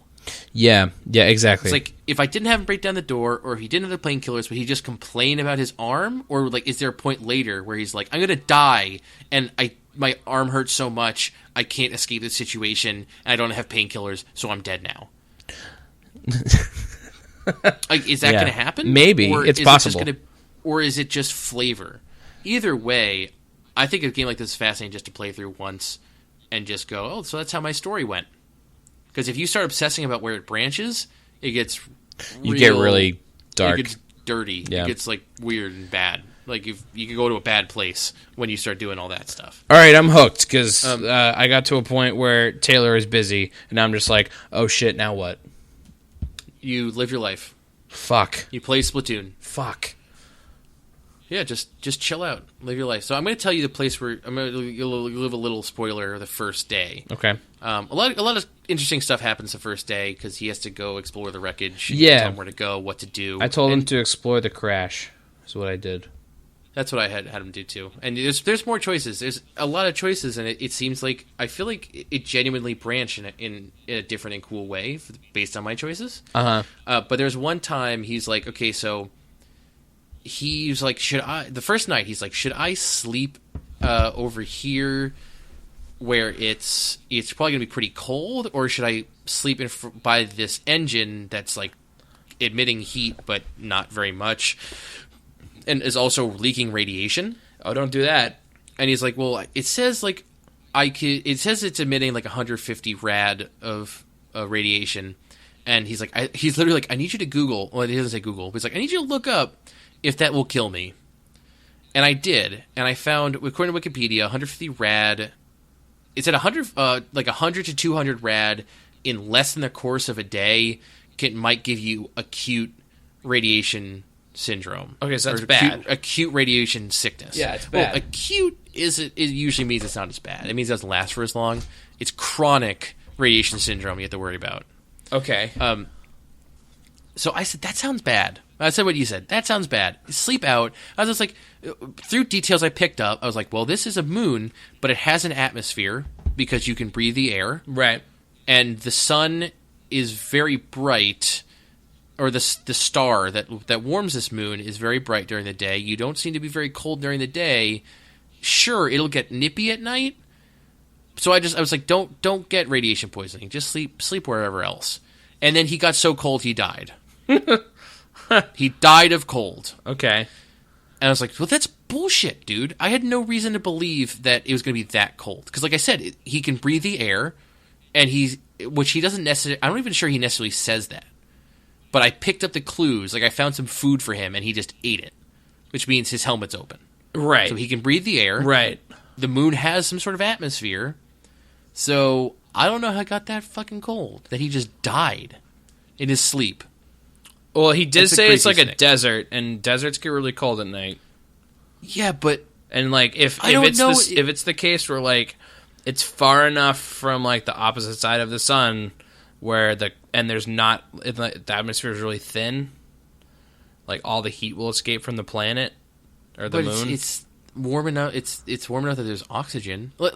Listen, I watched creatures when I was little. I know that deserts get cold at night. Yeah, but I feel like if I went to a desert and an Earth desert. Had some. He's like, I found some stuff to cover myself with, and I was like, that'll probably be good enough. I feel like if I took a blanket to a desert and tried to sleep at night, I wouldn't die. Yeah, but okay, it's an Earth desert. You don't know what kind of desert he's on. But he's in a similar. There's an atmosphere on this moon because he's breathing oxygen. So it's. I can't imagine that it was like that cold, like deadly cold. Well, fucking Taylor died, didn't he? Yeah. Well, I fucked up, and so I had to sleep by the radiator. I went back and like I looked up acute radiation syndrome. It's like you have a tummy ache. Okay. I was like, well, maybe I should have clicked on this link sooner. Yes. But it seems like, maybe it branches in a different way. It seems like on the first night, you ultimately come back to him. Honestly, maybe if you just said, forget the wreckage, just go right for the peak. Something else would happen. There may have been somewhere. Maybe they just there's different places that he can sleep for the night, and if you're close to one, you also just have him walk through the night. Like you'll be like, no. He'll be like, should I go back to the ship and sleep? You're like, no, just keep walking. Just keep going. I think maybe there's events that happen, different events along this story path, and they can happen in different orders depending on where you have him go. And when he rests and stuff, yeah. He rests. I bet the resting is based on how many actions he performs, or maybe they're just programmed into, it's part of, story beats. Yeah. You go to the ship, and then 3 events later, it's bedtime. It's one of the events is bedtime. God, what's going to happen? Just start walking towards the peak. Yeah. Maybe there would. I would have triggered the bedtime event on the peak, on the mountain. Maybe. Yeah, that's true. Yeah. I wonder what's going to happen now that I started this game. How long does it take him to get to the fucking crash site? Am I going to be? It depends. It's going to be 3 a.m. and he's going to be like, "Hey, what do I do here?" And I'm but he'll wait for you. But he might die. He won't. You sure? Yeah, he'll literally hang out and wait for your response as long as he has to. Oh, well, he's a nice guy like that. Yeah, it's really weird because sometimes he's like, okay, one point he's like, I just heard something move. What do I do? And then you just let him hang out. Literally just well, I'm working right now, so you're gonna have to fucking figure it out, Taylor. It doesn't make sense in that regard, but it depends. The action depends on that determines how long. He sleeps for 7 hours or whatever, or the walking between the where he lands and the crash site might only take 30 minutes, 15 minutes. Man, there's until to hike to the peak. I think it took him 4 hours one time. Mm-hmm. There's a big uncanny valley thing of I may at one point feel like I'm talking to a real person if this gets I kind of deep enough. They kind of flesh out the character in a way that's kind of believable. Oh man, I'm scared for that. That's kind of what I like about the game. I mean, you realize that you could always go back in time. Once he dies once, you can go back and save him. But I think that's a really, really cool idea, is that it plays in real time, so you really form that connection with Taylor. I want... do you know... I can't remember... Oh, I can't remember the name of this. It's this thing where everybody who designs artificial intelligence things, they go to this conference... And then I have to imagine you're typing exactly what you're saying into Google. I am. And you hit search and just see exactly what you're saying. Conference. Continue. Anyway, so there's this thing that happens where people get all of their stuff together and they try to. Is this a game? It's not a game. It's there's some principle or law from some scientist. Who's we will reach something when people believe that they're talking to a human when the singularity. It's something like that. Well, I know you mentioned you're not talking about the uncanny valley you mentioned before, which is just the idea that the closer something comes to becoming human, the more creepy it gets until it becomes human. Right. Yes. There's a thing where people try to test that on people, and they have design programs that are supposed to act. They're artificial intelligence. They're supposed to act like people having conversations. Yeah, they I know like the Japanese are into that thing that they are just trying to make robots that act human, but it's really, really hard. Yeah. A lot of these things are computer programs that are text-based, and so you'll be like chatting with someone or with the program. Yeah. I've seen some pretty convincing CGI. I can't think of what her name is, but this is the CGI thing that they don't tell you is a computer program. Sure, yeah. And then you're like, "Whoa, this looks like a real lady." And then like, what? And then it ain't. And then it like breaks it down and shows you like the different like her like polygons and stuff. You're like, what? But that's also heavily based on a lady that they had come into the studio and they put on like a motion, like a morph suit or whatever, and they just like acted out, and then they just like mapped that 1-to-1 to a computer program. Right. Yeah. Exactly. So it's like kind of cheating, which you can't do that with robots. No. You can kind of like sculpt it until like, oh, this perfectly looks like this lady's head or whatever. Exactly, yeah. But then it starts moving, and that's way harder to translate. Yeah, no, this game seems neat, and I'm sort of dying with anticipation, waiting for don't worry about it. Taylor to don't worry get back. Just don't worry about it. I'm a little worried about it, honestly. No, I mean, like, you're gonna forget about it like real quick. You're gonna start doing something else. You're gonna play Massive Chalice again. Yeah, and then you're gonna be like, oh shit, Taylor, whoa, cool. It's cool. Or like, you know, if you're working and you don't get to check your phone that often, like sometimes you pick up your phone. Taylor will be like, what do I do next? Like, oh, fuck. Hey, I remember you. You're gonna kind of forget about him. Okay, that's probably all right. For like periods of time, and you'll be like, oh, hey, Taylor, oh man, I'm so glad to hear from you, man. Yeah. You're not dead. Yeah, exactly. It's cool. Like you really do form a connection with them. I think that's the most interesting part of the entire game. Mm-hmm. In 2 weeks, we do this again. You'll have to tell me about your experiences if you still remember. If I still remember. Yeah. I think you're going to come back from vacation and be like, I'm still playing this game. Maybe. It's possible. This game's long AF. Yeah. Is there any other games you want to talk about? No, not really. We're going pretty long. Just quick news. This is pretty long. But I knew it was going to be long because we're not going to be able to talk about anything. That's why I really want to get that conversation about Lifeline, because I'm not going to have the same views and opinions of it in 2 weeks. Right. I really wanted to say my piece. All right, so you remember... Okay, so news round. News round, ready to go. Bear versus Man cast. News time. News stuff. Remember that game WildStar? Yes, I do. That WoW killing MMO we actually talked about at one point? That game's going free to play later this year, no in one's August. Surprised. It seems like, what I read, the approach to it is kind of all right. Mm-hmm. That it's obviously not going to be like pay-to-win bullshit.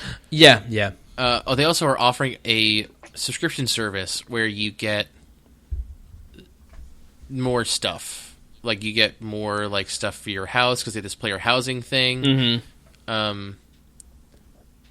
And that's kind of cool. Yeah, that's Like, you get more stuff. I think you might get like more experience, which is whatever. It doesn't affect anybody else. Mm-hmm. So screw it. Yeah.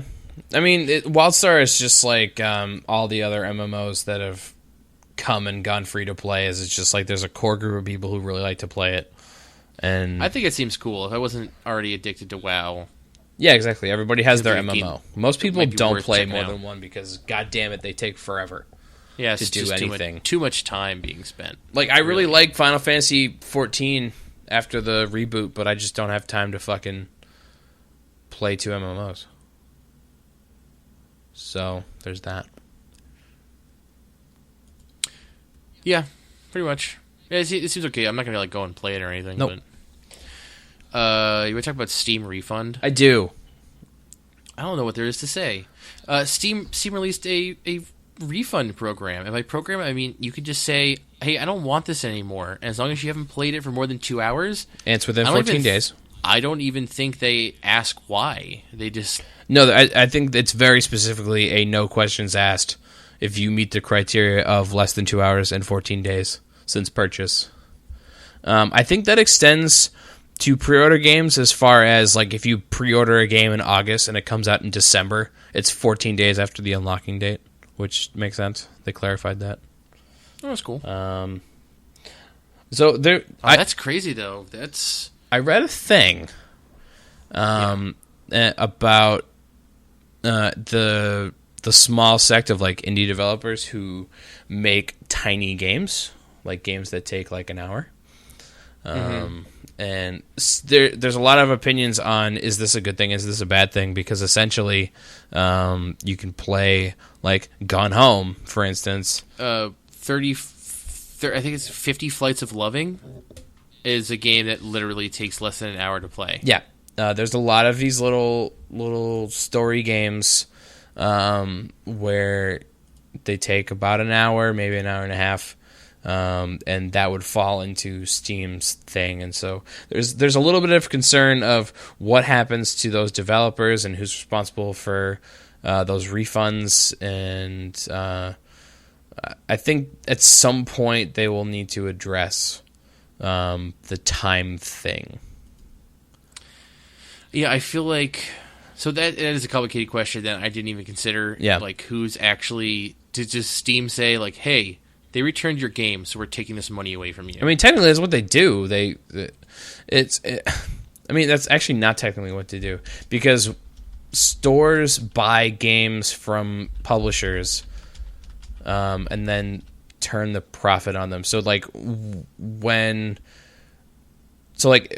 going to GameStop and you want to buy Splatoon. Yeah. GameStop has purchased a quantity of Splatoons. 30 Flights of Loving. I was right the first time. Yeah, and so now already made GameStop owns... Nintendo already has their money. From GameStop gave them the money. GameStop owns their copies of Splatoon that they then sell to you. And so the only thing I don't know about Steam is there's obviously a split on funds on revenue between Steam and whatever developers are involved and whatever publishers are involved. And so with this whole digital goods thing, it's sort of like, well, who takes the brunt of the refund damage, if you will? Yeah, that's the question. Yeah, because I know to a certain extent there is some of that stuff where Steam just buys a certain number of keys from you, and then right. I know a lot of large developers do that. But there's also plenty of the smaller people are definitely interested in selling more, as if they benefit from it like really directly. I think for shorter games, they could either say like a cheaper game. This game costs $5. 30 Flights of Loving. Mm-hmm. You could just say like, hey, you can't return this one. I mean, the only other way they could do it is you only get 30 minutes.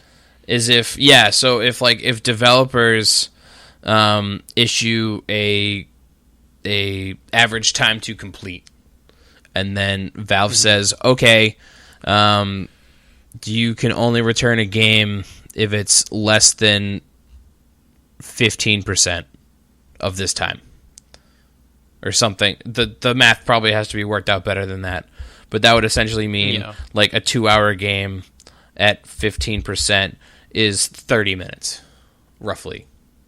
That's not true. 15 minutes. About. Yeah, something like that might work. That becomes very complicated. I think ultimately, if it gets to a spot where it just says like, if Steam just says like, listen, developers, we'll return your shit. You're not going to lose any money. Yeah, we'll cover the cost of it. And then Steam just has to figure it out on their end. If they're the ones taking the hit for all the returns, then they'll try and figure out the return system. But it's also such a new thing. I don't really know how often people are going to go looking for short games and playing them and returning them. Like you could at GameStop, you can buy a used game and return it, and you can play as much as you want. And then as long as it's within 14 days or something, or 7 days, 9 days, something like that, you could just return it and just say, I don't want this game anymore. I used to do that when I was poor. It's like, why don't you want this game? I don't want it. I don't want it anymore. Right. And that's just what you did. Can do that. Yeah. But that's a hassle. This is probably going to be easier to return like digital games. Mm-hmm. But still, I really wonder how many people are actually going to do that. Yeah, it's probably more than before, obviously. But, I mean, to a certain extent, with those indie games, sometimes you feel like you're, like, it feels like you're giving the developer your money directly instead of like, I'm going to pay Activision to develop this Call of Duty, blah, blah, blah. Mm-hmm. Well, that's not true. That's not a true sentence, what I just said, but that's fine. So in a lot of ways, I feel like people would, I don't know, feel worse about taking away an indie developer's $5 than they would about, say, this Call of Duty sucks.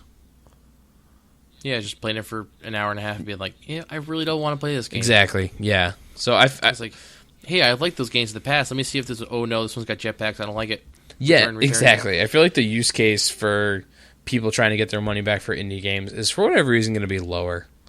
But the thing about those larger games, as I said before, it's almost certainly the case where they're selling keys, like a GameStop situation. Yeah, exactly. And then Activision already made their money because they bought this many keys from Steam, and then Steam just says, like, oh, well, we're just going to put it on sale later, and they can do whatever they want with those keys to try and make back their money. That might be how it works for everybody, then. I just don't know. Well, like I said, I've seen indie developers say they really want more people to buy their games. Mm-hmm. Maybe it's because they just want exposure. Yes. But it also seems a little bit like they might be making money for the more get sold. But I don't know. I mean, I think like, if it could most of the time what happens, yeah. I think if most of the time Steam or Valve winds up taking the hit, they should. You're not going to cause. It's their policy, and I feel like if it's their policy, they shouldn't take the money away from developers. Just because... As long as Steam doesn't reach into developers' pockets and take money out of them because someone returned their game, then they can kind of do whatever they want with this thing. They can impose whatever sort of details they want. I feel like it has to work like you're selling keys to, each game, because then Valve can just make blanket, decisions about, refund policies and, what goes on sale. I don't know how, any of that stuff works. Me neither. Who gets to decide what goes on sale and for what price, and who knows? But not me. Yeah. Anyway, that's kind of all I wanted to mention. Yeah, it's a really crazy thing. Mm-hmm. We remember that whole paid mod thing that happened. Valve does stuff that they just go, let's just do it. Let's just put it out there, and then they go, ooh, that wasn't nope. That's Valve's MO, though. They just kind of do shit, and then whatever happens, happens. Some of it's great. Yeah. Some of it, they're just like, oops, shouldn't have done that, and then they undo it. So, yeah. We'll see. Do you want some rapid-fire news? Just everything I got in 5 seconds? Yep. So Nintendo had a little direct this week. Oh, yeah. I heard about that. Things of note, new Chibi Robo game for 3DS. Looks pretty cool. Sweet. The Chibi Robo amiibo looks pretty tight. It's like a 2D game, right? Like it's a platformer? I want to say it's like a weird 2.5 thing. Yeah, I think they don't actually do sprite-based anything anymore. Yeah. No, but I think there's different dimensions. There's extra back and forth. It's a 3DS game, so I imagine there's a little bit of depth crap that they do. It's probably not fully a 3D thing. I don't know. Anyway. You're not going to be performing on a 3D field. It's still going to be 2D. Yeah, I think so. It kind of looked that way. And then Bravely Second is coming out in America. Yep. I'm excited. Good game. 2016. Yep. The other game of note for 3DS was something called LBX. Which is... You tried to explain that to me before we started. I was like, what? So, it's pretty much 20... I think it's coming out in 2016, and I think it's 2016's answer to Where's More Custom Robo. Oh, yeah, I remember that. Apparently, LBX is a popular anime and toy thing in Japan. And they're making a video game. Bring it to America, whatever. They're making a video game, and that video game's coming to the States. It seems really cool. It's like third-person robot battle arena crap. You get what platform is it on? 3DS. Oh, loads of custom parts. There's a lot of different robot crap that happens. You level up your parts. That seems pretty cool. Apparently, you can play with up to 6 people locally. Which just seems cool. It seems crazy and fun. You get 6 people who have a 3DS and actually bought that game. Yeah, just do that. That's pretty much it from the Direct. There's some other shit that whatever. Okay. So remember that game Amnesia? I guess so. Yeah. So the people who made that game, Frictional Games, they were talking and kind of teasing another game that they're making called Soma. Okay. Which is a futuristic first-person horror them up. What? And it takes place in the future, and you're on some sort of space station or something, and it's something to do with AIs that like assume your identity. Okay. They released these really interesting teasers, and like one of them was this guy who's talking to this robot, and AI starts talking to him back, and he goes, and like the guy's like, "Hey, my name's Mike Johnson." The AI's like, "No, my name's Mike Johnson. What are you talking about? You're a fucking imposter." Oh shit! And it's like, cool, that's neat. It's like a futuristic, but it's still gonna be a horror first-person game. It finally got a release date, September 22nd of this year. Cool. It's gonna be cool because Amnesia was a really good game. We talked about Frictional Games before on this podcast. I believe it. Hey, so some things have surfaced about the next Destiny expansion. Oh boy! Nothing really, besides the fact that it exists. So Activision published they created a copyright claim for something called The Taken King. And that was earlier this year, and people were just like, it could be anything. Like, remember how Activision made a copyright claim for The Dark Below, and everyone's just like, World of Warcraft, new World of Warcraft expansion, Naga playable race, and then it was with Destiny expansion, and everybody was upset. So, I'm over it. Warlords of Draenor is pretty cool. I don't want underwater Naga land. No one does. So, people were like, it might be Destiny, but we don't really know. Activision's got a lot of games and that they work with and whatever. But apparently people have released images of Red Bull cross-promotional cases, where it's like buy a Red Bull case of 4 and get a thing on a code on the inside. Oh. And it says like redeem code inside pack at redbullquest.com for bonus XP now at Epic Quest in Destiny: The Taken King. Oh shit, Red Bull. These don't look like mock-ups. Yeah, I feel like this is a new thing that keeps happening where like in an effort to cross-promote, the thing they're cross-promoting gets leaked ahead of time. That happened with Tony Hawk. It looks like this wasn't these boxes. I don't know why they exist right now. Yeah. Already, why they're being printed, but it looks like nobody's supposed to be seeing these boxes. They're probably going to come out for E3. They're probably going to be out in a couple weeks. They're probably going to say something about E3 at Destiny, about the future of Destiny. Probably. And I don't know if Sony's going to get to talk about it, though. Probably not. Because that exclusivity deal with Sony is up in August. I think they're done with that. Oh, really? They threw Sony a bone, let them have Destiny for the exclusivity stuff. All the stuff's coming to Xbox One in August, and I don't think they're doing any sort of exclusivity bullshit for the rest of that game. That's fine. That's good. It's for the best. Yeah, it legitimately is the correct way to do it. Sure. Yeah. Sony gave them a bunch of money so that and I'm sure Sony made that money back. A lot of people play that game on PS4, but this is better for all of us. So we'll see what that is. They'll probably talk about it. I'm sure. Soon. Yeah. Especially now that everyone knows about it, they have to say something. If they're not going to say something about it soon, they'll have to say something. So remember that Nintendo bundle from last week? No. The Humble Bundle, and you said you never been to that website before? Yes. They had a couple of new games. They added Sports Ball, which is a local multiplayer joust type game thing. I think I saw that on like the Giant Bomb Big Live show live. Did they play it there? I think so. It doesn't seem like a very good game. No, it seems really boring.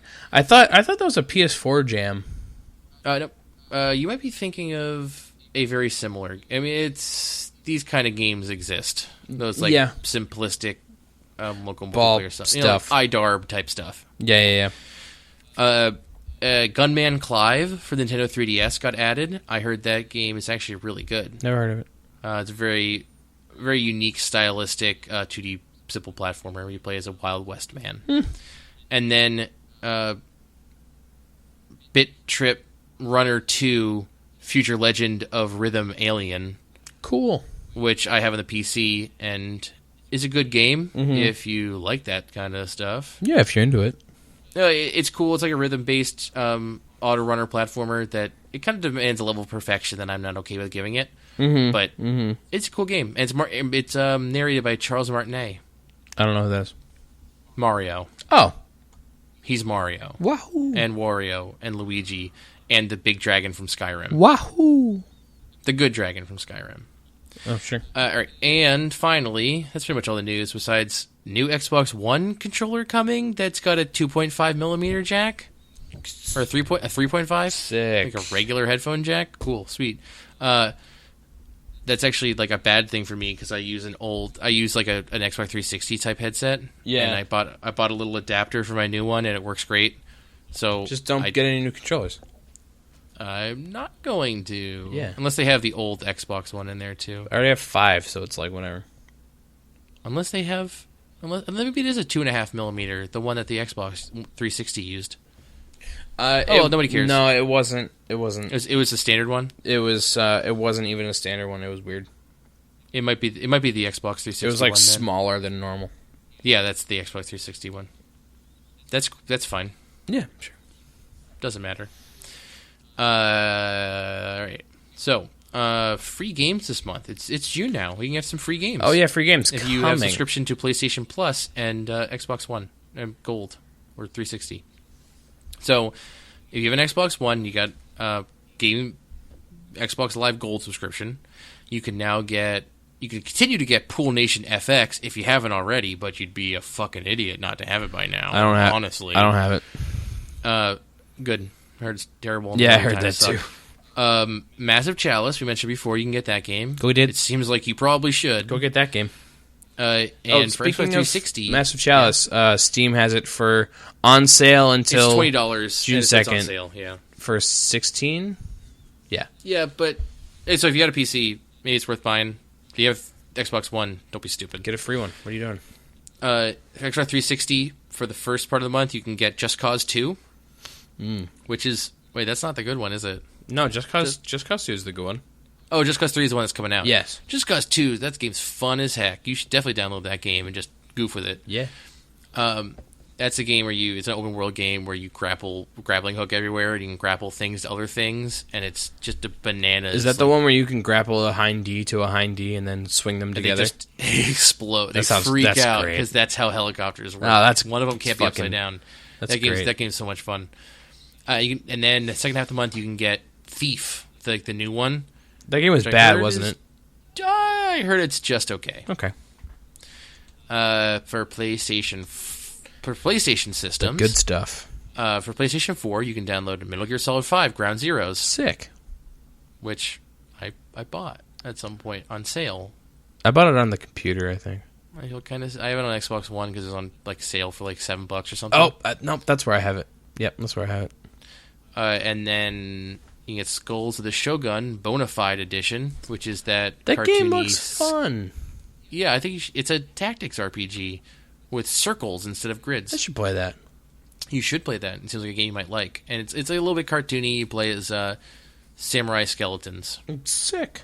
Which, cool. Sign me up, man. Samurai skeletons. Super Exploding Zoo is free on PS Vita and PS4.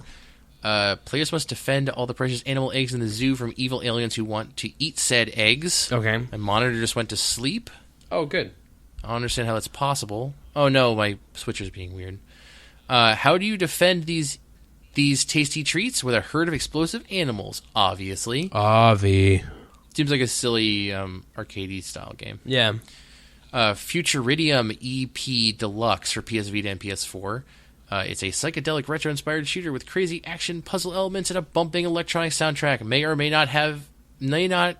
not induce random dance parties. I'm going to go with probably does. Probably doesn't do that.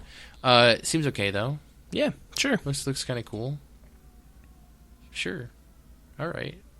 I probably won't play that. PS3, Call of Juarez Gunslinger. In my opinion, a super underrated game.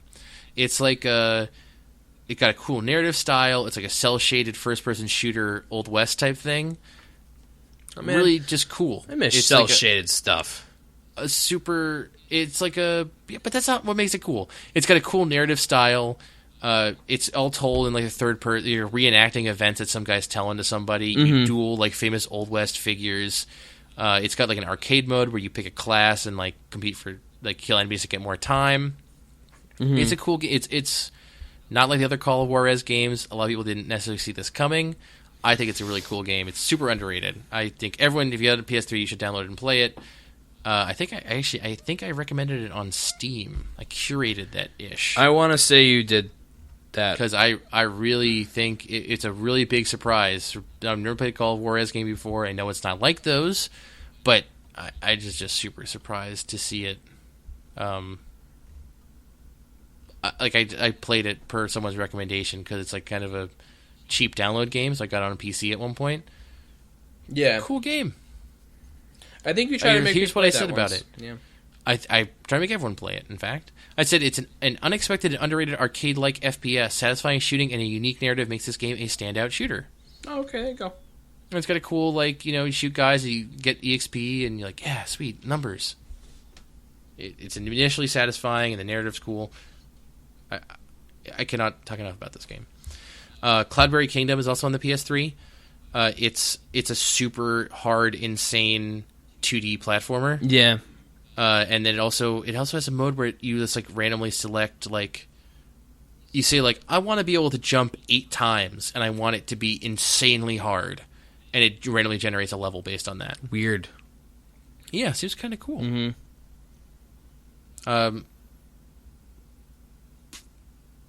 I always kind of have my eye on it, and it's a silly little graphics, a hand drawn by a kid. Yeah, it looks silly. Weird. It's fun. It looks weird. It sounds cool. I mean, that idea of randomly generated levels that are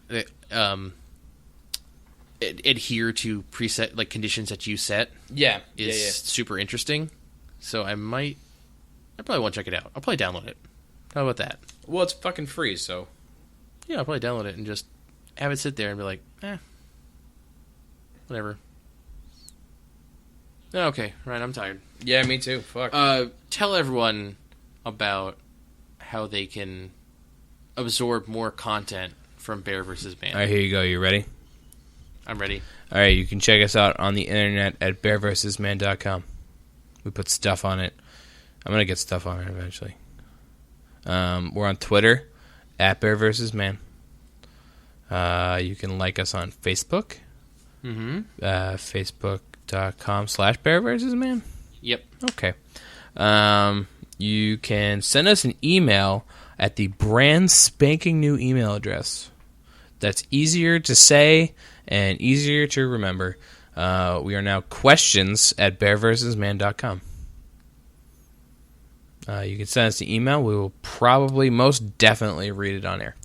Yep. 100%. You've never received an email before, but that's not going to stop us. We've received emails. Don't lie. I was just trying to make them feel bad, and that they would send us an email. Just send us more emails. Send us pity emails. Just send us emails. Yeah, just send us. We love emails. Just so many emails. If you send us 100 emails, we'll get to them eventually. We'll read them all. Did you mention the Vine? We're on Vine, where we post hashtag quality ads. It's true. We do love our quality ads. It's one of the four most important, the 4 tenets of Bear vs. Man, the 4 legs of our table. Oh yeah, kick out that amiibo leg, putting hashtag quality ads. Oh, that was already in there. Oh, was it? It was. I missed it. It was transparency, not ever fact checking. Yep. Quality ads. Oh yeah, that's right. And then amiibos. The last one's ever interpretation. It's a 3-legged table. That's a weird table. Anyway, we're on Vine. We're Bear vs. Man on Vine. Watch our stupid shit on it. Or just follow us on Twitter. That's where all the Vine winds up anyways. Mm-hmm. Hey, Ryan's gonna go on vacation, and we're gonna see you guys in 2 weeks. But rest assured, we got a little surprise for you.